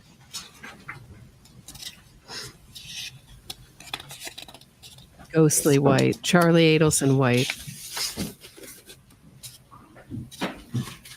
Okay, I have it. Okay.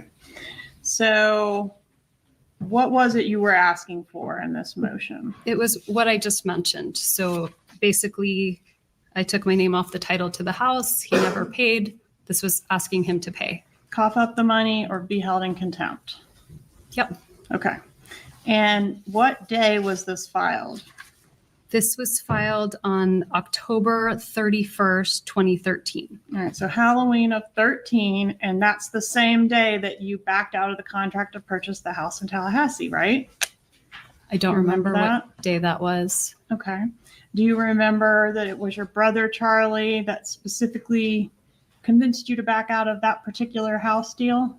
I don't actually. I don't remember that.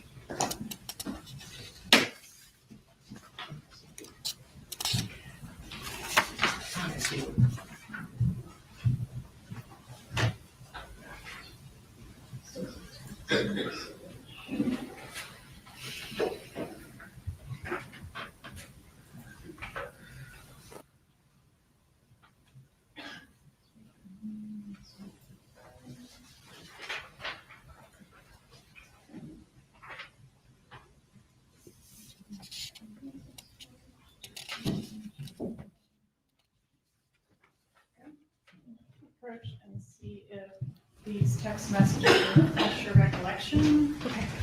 And you may have to look around for context, but I'm specifically looking at this one. Okay.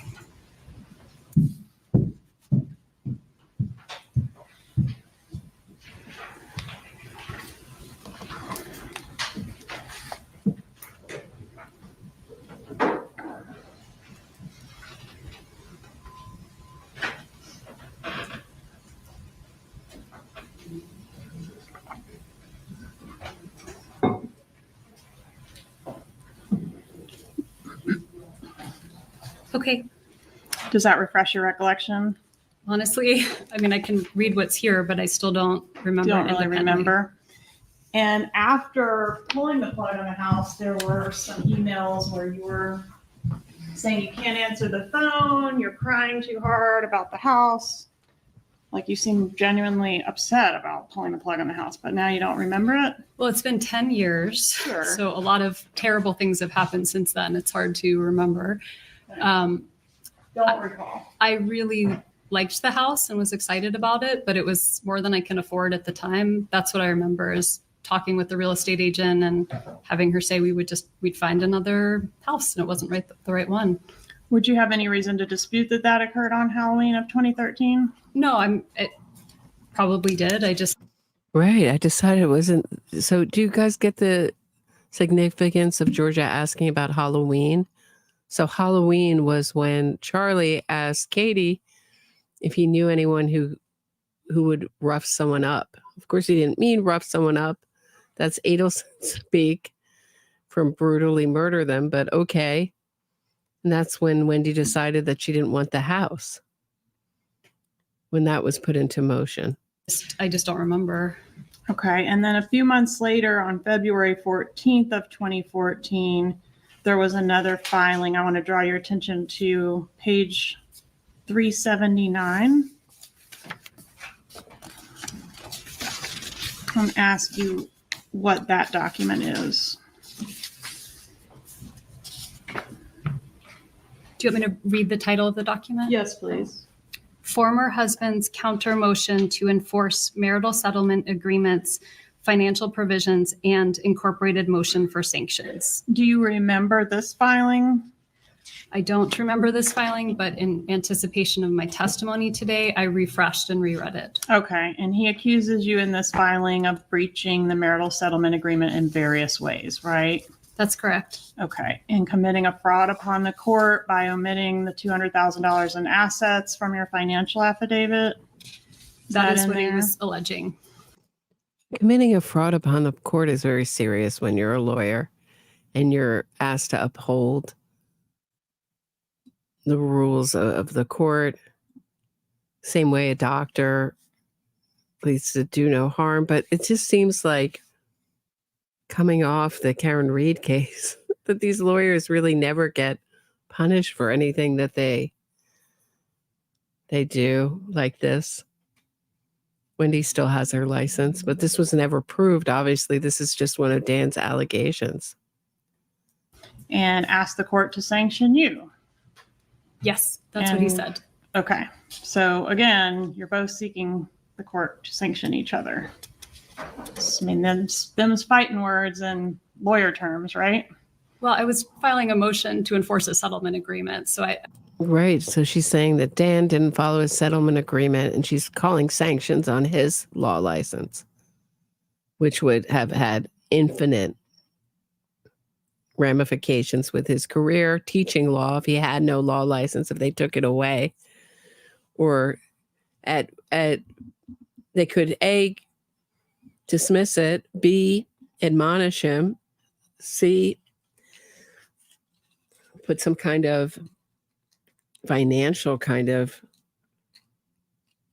what do you call it, punishment, and at the most take away his license. So both of them were calling the court to sanction each other legally. Georgia Kaplan is absolutely right. These are fighting words and lawyer speak. I don't think that's really fighting words. That's just asking the court to complete what it already said it wanted to do. Okay. And on page 379. No, I believe, if there are any lawyers out there in the audience, I believe there are other ways to compel someone to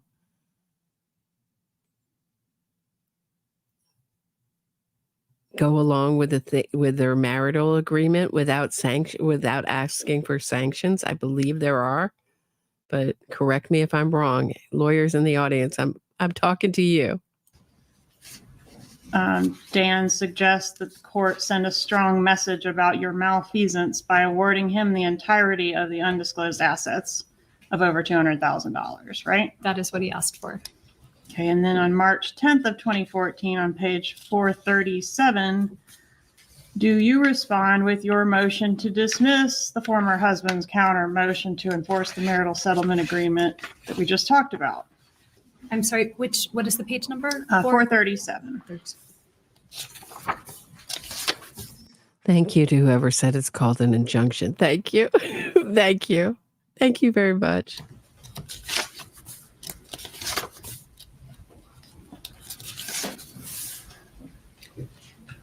I'm not familiar with this, but do you want me to read through it? Could you read the caption aloud, please? Sure. Motion to dismiss the former husband's counter motion to enforce marital settlement agreements, financial provisions, an incorporated motion for sanctions for failure to state a cause of action, and motion to strike as a sham pleading, and motion to strike as redundant, immaterial, impertinent, and scandalous pleading. And then if you'll go to page 439, do you see a paragraph that begins, the vast majority of the former husband's motion? Actually don't see that. On page 439? Yes, ma'am. I think I have it pulled out. On number 8. Yeah, the vast majority of the former husband's motion contains allegations that are redundant, immaterial, impertinent, and scandalous. Yada, yada. He's making false and immaterial statements against you. His pleadings only prove that he is a disgruntled former husband who cannot move past this disillusion. So it's getting personal. Would you agree with that? My attorney here is responding to his pleading, which was over the top. And this is over the top, right? I don't think so, no. Then 6 days later, Dan files another motion seeking action against your mother. And that's the one we've already touched on. That's page 441. Is that right? Page 441. Yes, ma'am. Yes, that's what we talked about. Okay. Former husband's counter motion for enforcement of marital settlement agreement on parenting issues and motion for contempt and sanctions. Here he's alleging, again, more violations of the marital settlement agreement, including communication between he and the boys. He wasn't happy with how much communication was happening failing to keep him informed of where his kids are, failure to communicate about parenting decisions like the kids' schooling, diet, and extracurricular activities, and refusal to provide him access to the kids on their birthdays. So he's complaining about a lot of things associated with this, not just money stuff, it's parenting stuff too, right? That's right. And isn't it in this motion that, yes, sir. Oh, I said that's right. Isn't it in this motion that Dan Markel? I said that's right. I said that's right.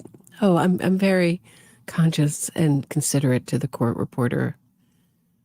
These court reporters are amazing. It's an amazing skill being a court reporter, or I'm amazed by it. It's hard to do. Seeks to enjoin you from allowing your mother from spending time with the kids without supervision. Can you please show me which page that's on? 450. Do you see a paragraph beginning on 3 specific occasions? I mean, let's just real talk here. Wendi knows all this stuff. She's just making sure Georgia Kappelman has all of it before she admits to any of it. Just like a lawyer, like she's trained to do. So she knows in what direction she can lie. And I'm sure the jury's picking up on that. Occasions.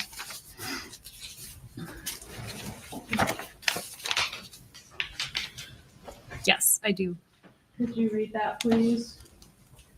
8A, on 3 specific occasions in November 2013, the children informed Mr. Markel, Abba, Dad, Grandma says you're stupid.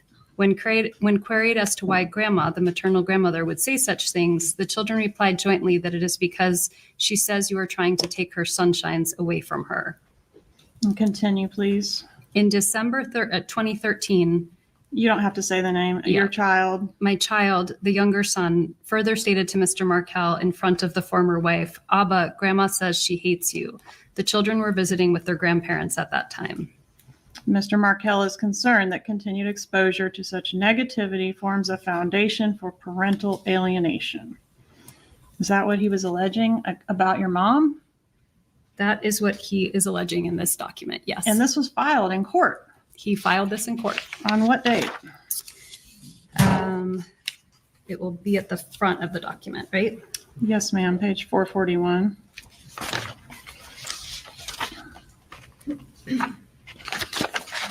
This was filed on March 26th, 2014. And this was the filing that never got ruled on, right? I don't believe there was any ruling on this. And that's because Dan Markel was killed before the hearing, right? I don't know when it was scheduled for. It wasn't even scheduled yet. Okay. It was waiting to be scheduled when he was killed. Is it fair to say your mom was worried about this motion? No, my mom never knew about this motion. And as I mentioned before, Danny asked my mom to babysit after filing this motion. So I don't really believe anything that's written here. Well, you forwarded this motion to your mother. I don't believe via I did. Email. In fact, you forwarded this motion to 12 different people.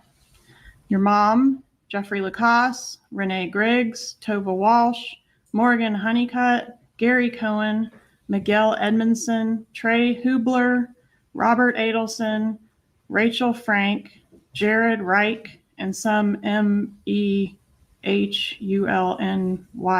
at yahoo.com. So if you weren't worried about this, why'd you send it to all these people? I couldn't really say. It's been a long time. And then a couple days later,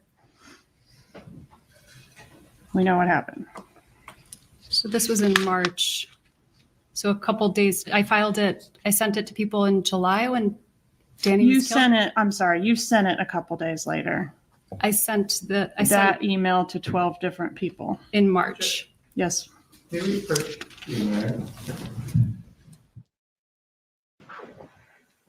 Campbell, you can resume your examination. Thank you, Your Honor. I want to talk a little bit about your brother, Charlie. Is he an older brother or a younger brother to you? I'm the youngest of 3, so I have 2 older brothers. They're both older than me. All right, and he's the middle child, Charlie? That's right. All right, and are you closer to Charlie or to the other brother? I'm closer to Charlie. How much time were you spending with Charlie back in 2013 and 2014? Not a lot of time.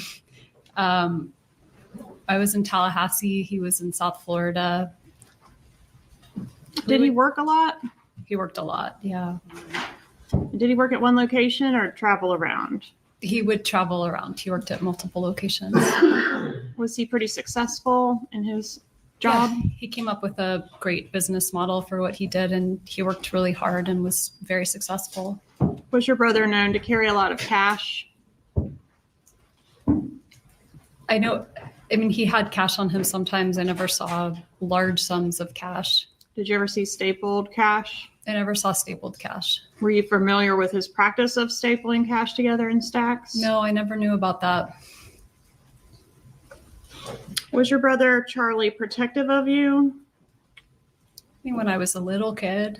Yeah. What about as an adult? As an adult? I mean, not particularly. Is it fair to say that during the year or so leading up to the murder of Dan Markel that your brother did not like your ex? I mean, I don't think he probably didn't like him, but I also think he didn't spend a lot of time thinking about him. Did he ever like him? Yeah, I mean, I think they got along fine. Did your brother ever mention hiring a hitman to kill Dan Markel? No. I'm going to turn your attention to your law enforcement interview, and I'm referring to page 25, lines 13 through 15.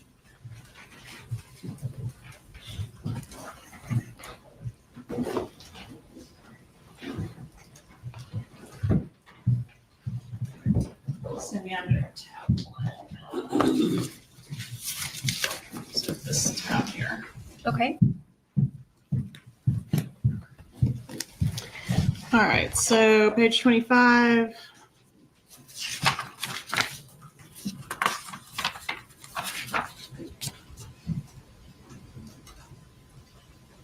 You find it?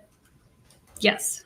Quote, "It was always his joke. He said, I looked into hiring a hitman and it was cheaper to get you this TV." Is that what he said? That was a joke that he made, yes. And hiring the hitman, that was to kill Dan Markel, right? That was the joke. That was the joke that he made in poor taste, yes. Not to kill someone else. No. Well, he never used his name. Okay.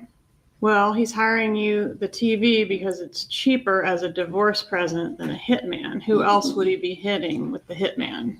I never really thought about it because it was not a thing that he meant. He just made a bad joke. Well, you repeated the joke, didn't you? He repeated the joke. Didn't you also repeat the joke?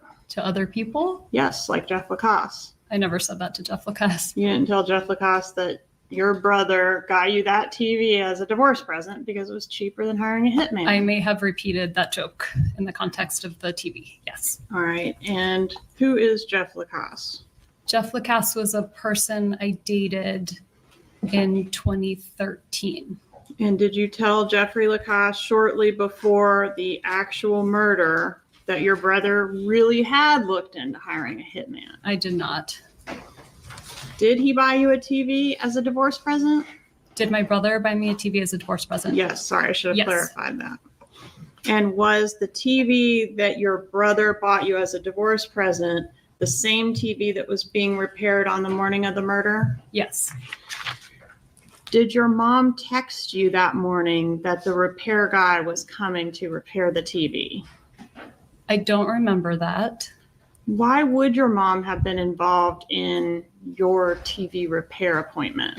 Because I didn't purchase the TV. The TV was a gift that my brother paid for, but my mom went and got it and he reimbursed her. So the contract would have been under her name and her number. So when the repair guy was coming, they might have called or texted the number on the account instead of my number. Okay. And after the murder, do you recall going to a dinner where you got sick at the table? It was about a month later, and yes, I remember. Where did that dinner occur? Was that here in Tallahassee or somewhere else? No, it was in Miami. All right. And was it like out at a restaurant? It was at a restaurant. All right. And when we say you got sick at the table, did you actually vomit at the table? I threw up at the table. All right. And did you ever hear your brother refer to that particular dinner as a celebratory dinner? No. Did you tell Jeffrey Lacoste that your brother called that a celebratory dinner? I did not. Was that a... One moment, Ms. Campbell. Yes, sir. The objection. Hearsay. Overruled. Was that dinner a celebration of the murder of your ex-husband? They said Absolutely not. That dinner was the first time I left my house after over a month because I was terrified. And if it was a celebration of anything, it was a celebration that I was willing to leave the house and eat a meal. Do you know Catherine Magbanua, or have you ever met her? I have met her. Did you have an independent friendship with her, or did you only know her through your brother? I only knew her through my brother. What was her relationship to your brother? They dated at some point. Was there anything unusual about her as a girlfriend from your viewpoint at the time? No. So she seemed like a typical kind of girl that he would date? She did. Did you meet? Did she seem like the typical kind of girl she would date? She did. This is absurd. All right, I think I'm going to end it here for tonight. I mean, this is just too much. Too much lying. Too much lying. She seems like the kind of girl she would date, strangely connected via his best friend to the Latin Kings. No other girlfriend. And had kids when he had a thing against kids, but never mind that.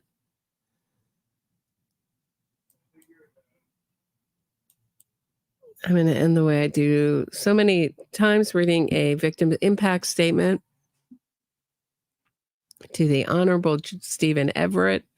I met Danny in 1997 when I arrived in Israel for a year-long fellowship program. Danny was an alumnus of the program and returned to Israel to visit. He introduced me to his friend's favorite, to his favorite cafe, and he lent me advice about adjusting to living in this new place. Many of Danny's friends talk about how and when they first met, he led with a posture of close friends, unless given reason otherwise. Danny would also ask about your past experiences and about your dreams and your wishes for the future. And this is how Danny and I became friends. Our friendship grew in the ensuing 17 years, despite not living in the same city. When he was living in Washington, D.C. and Florida, he would be in touch when visiting New York or Massachusetts, where I was living. He somehow always managed to fit a visit into his busy schedule, and he was always game to join me no matter where I was at or what I was doing. At some point, a number of years elapsed without seeing each other, but Danny picked up as if no time was lost. He was incredibly attuned to when you might need a friend or want an ear, and made himself available irrespective of distance or competing demands. This skill at cultivating friendships across the globe and then connecting his friends to each other is why he's been referred to as the Great Connector, or the internet before the internet was invented. Danny was a scholar, both professionally and in personal interactions. He was a seeker of truth and justice. He was profoundly insightful and loved a good debate. He was blunt and straightforward about his thoughts, irrespective of whether a topic was controversial, and didn't shy away from hearing a difficult truth. But as much as he challenged you intellectually, he would equally challenge you to grow emotionally and be the best person you could be. After admitting that I was distracted from achieving a professional goal, he insisted that I send him a check made out to my least favorite political figure that he would send in if I didn't reach my next goal in time. Dan was equally courageous in expressing his emotions as he was with his ideas. He was the first to say, "I miss you," or to share his pain and to seek comfort. He'd say, "I woke up grumpy and lonely and could use a chat with a friend right now," or show his unbridled joy. He brimmed with excitement over his boys' achievements, whether learning to sing a song in Yiddish or their dancing antics. At first, I was taken aback by these shows of emotion from a grown man, but I came to understand that he took emotional risks that most people wouldn't dare. He had the courage to be vulnerable, and I believe that this willingness to be vulnerable is what enabled him to forge connections and to find joy in his friendships. When friends speak of Danny as the great connector, these were superficial connections. These weren't superficial connections. He almost demanded intimacy. Hold on, guys. Let me let my cat out. I'll be right.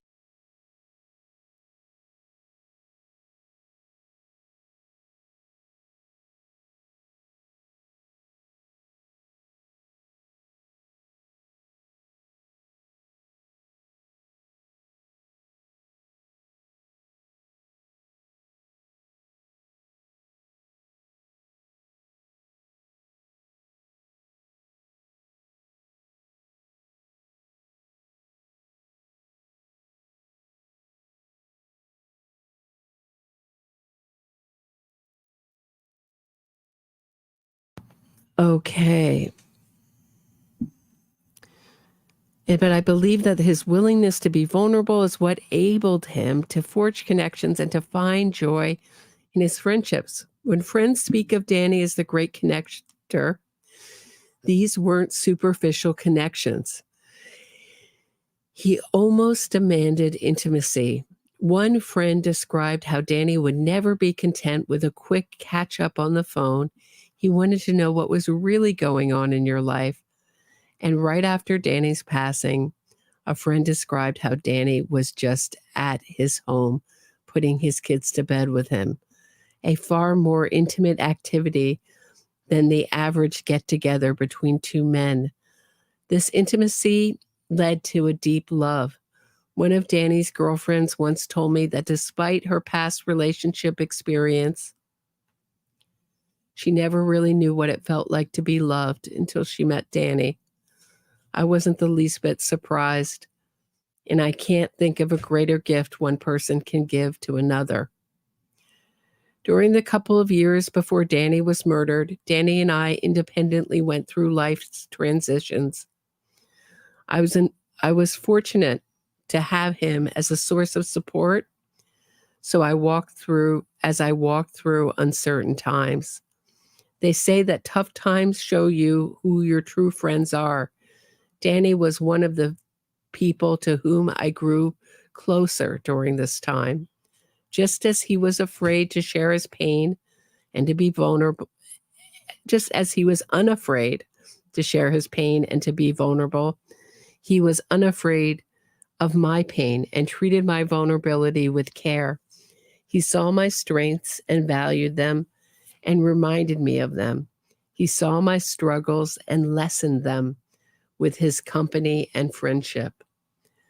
One of my emails to him during this time said, "Hanging out tonight brought me joy, a feeling that has been hard to access lately."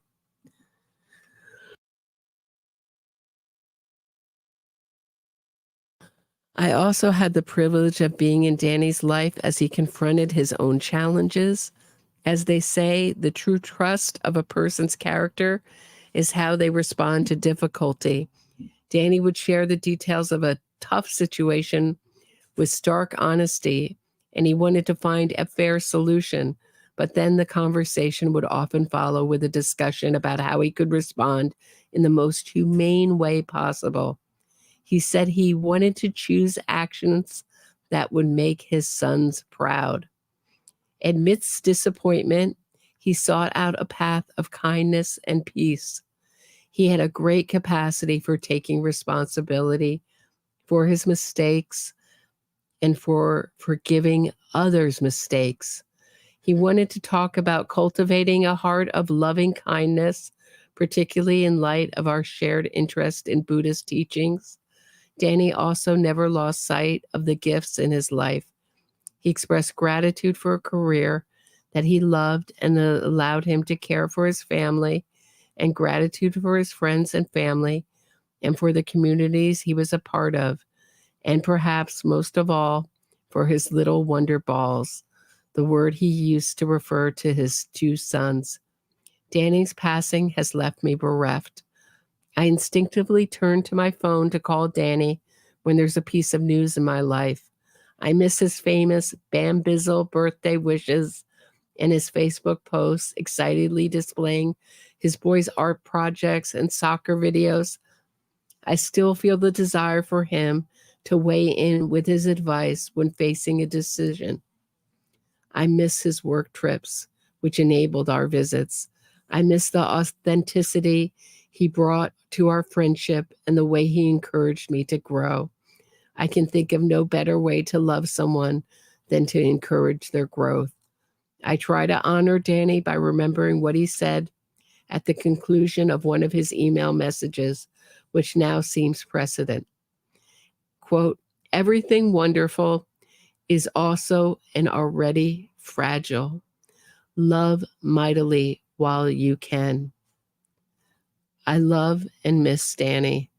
Real friends are a gift.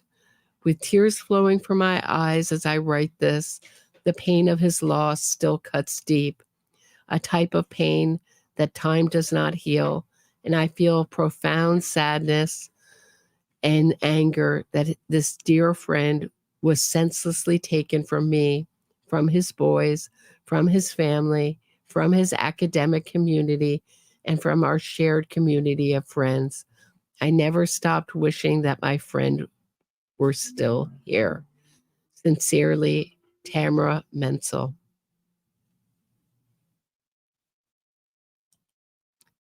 That's what I have for today. Please hit the thumbs up, subscribe to the channel, share this episode, and I'll be back tomorrow night with a members only episode at 6 p.m. Eastern.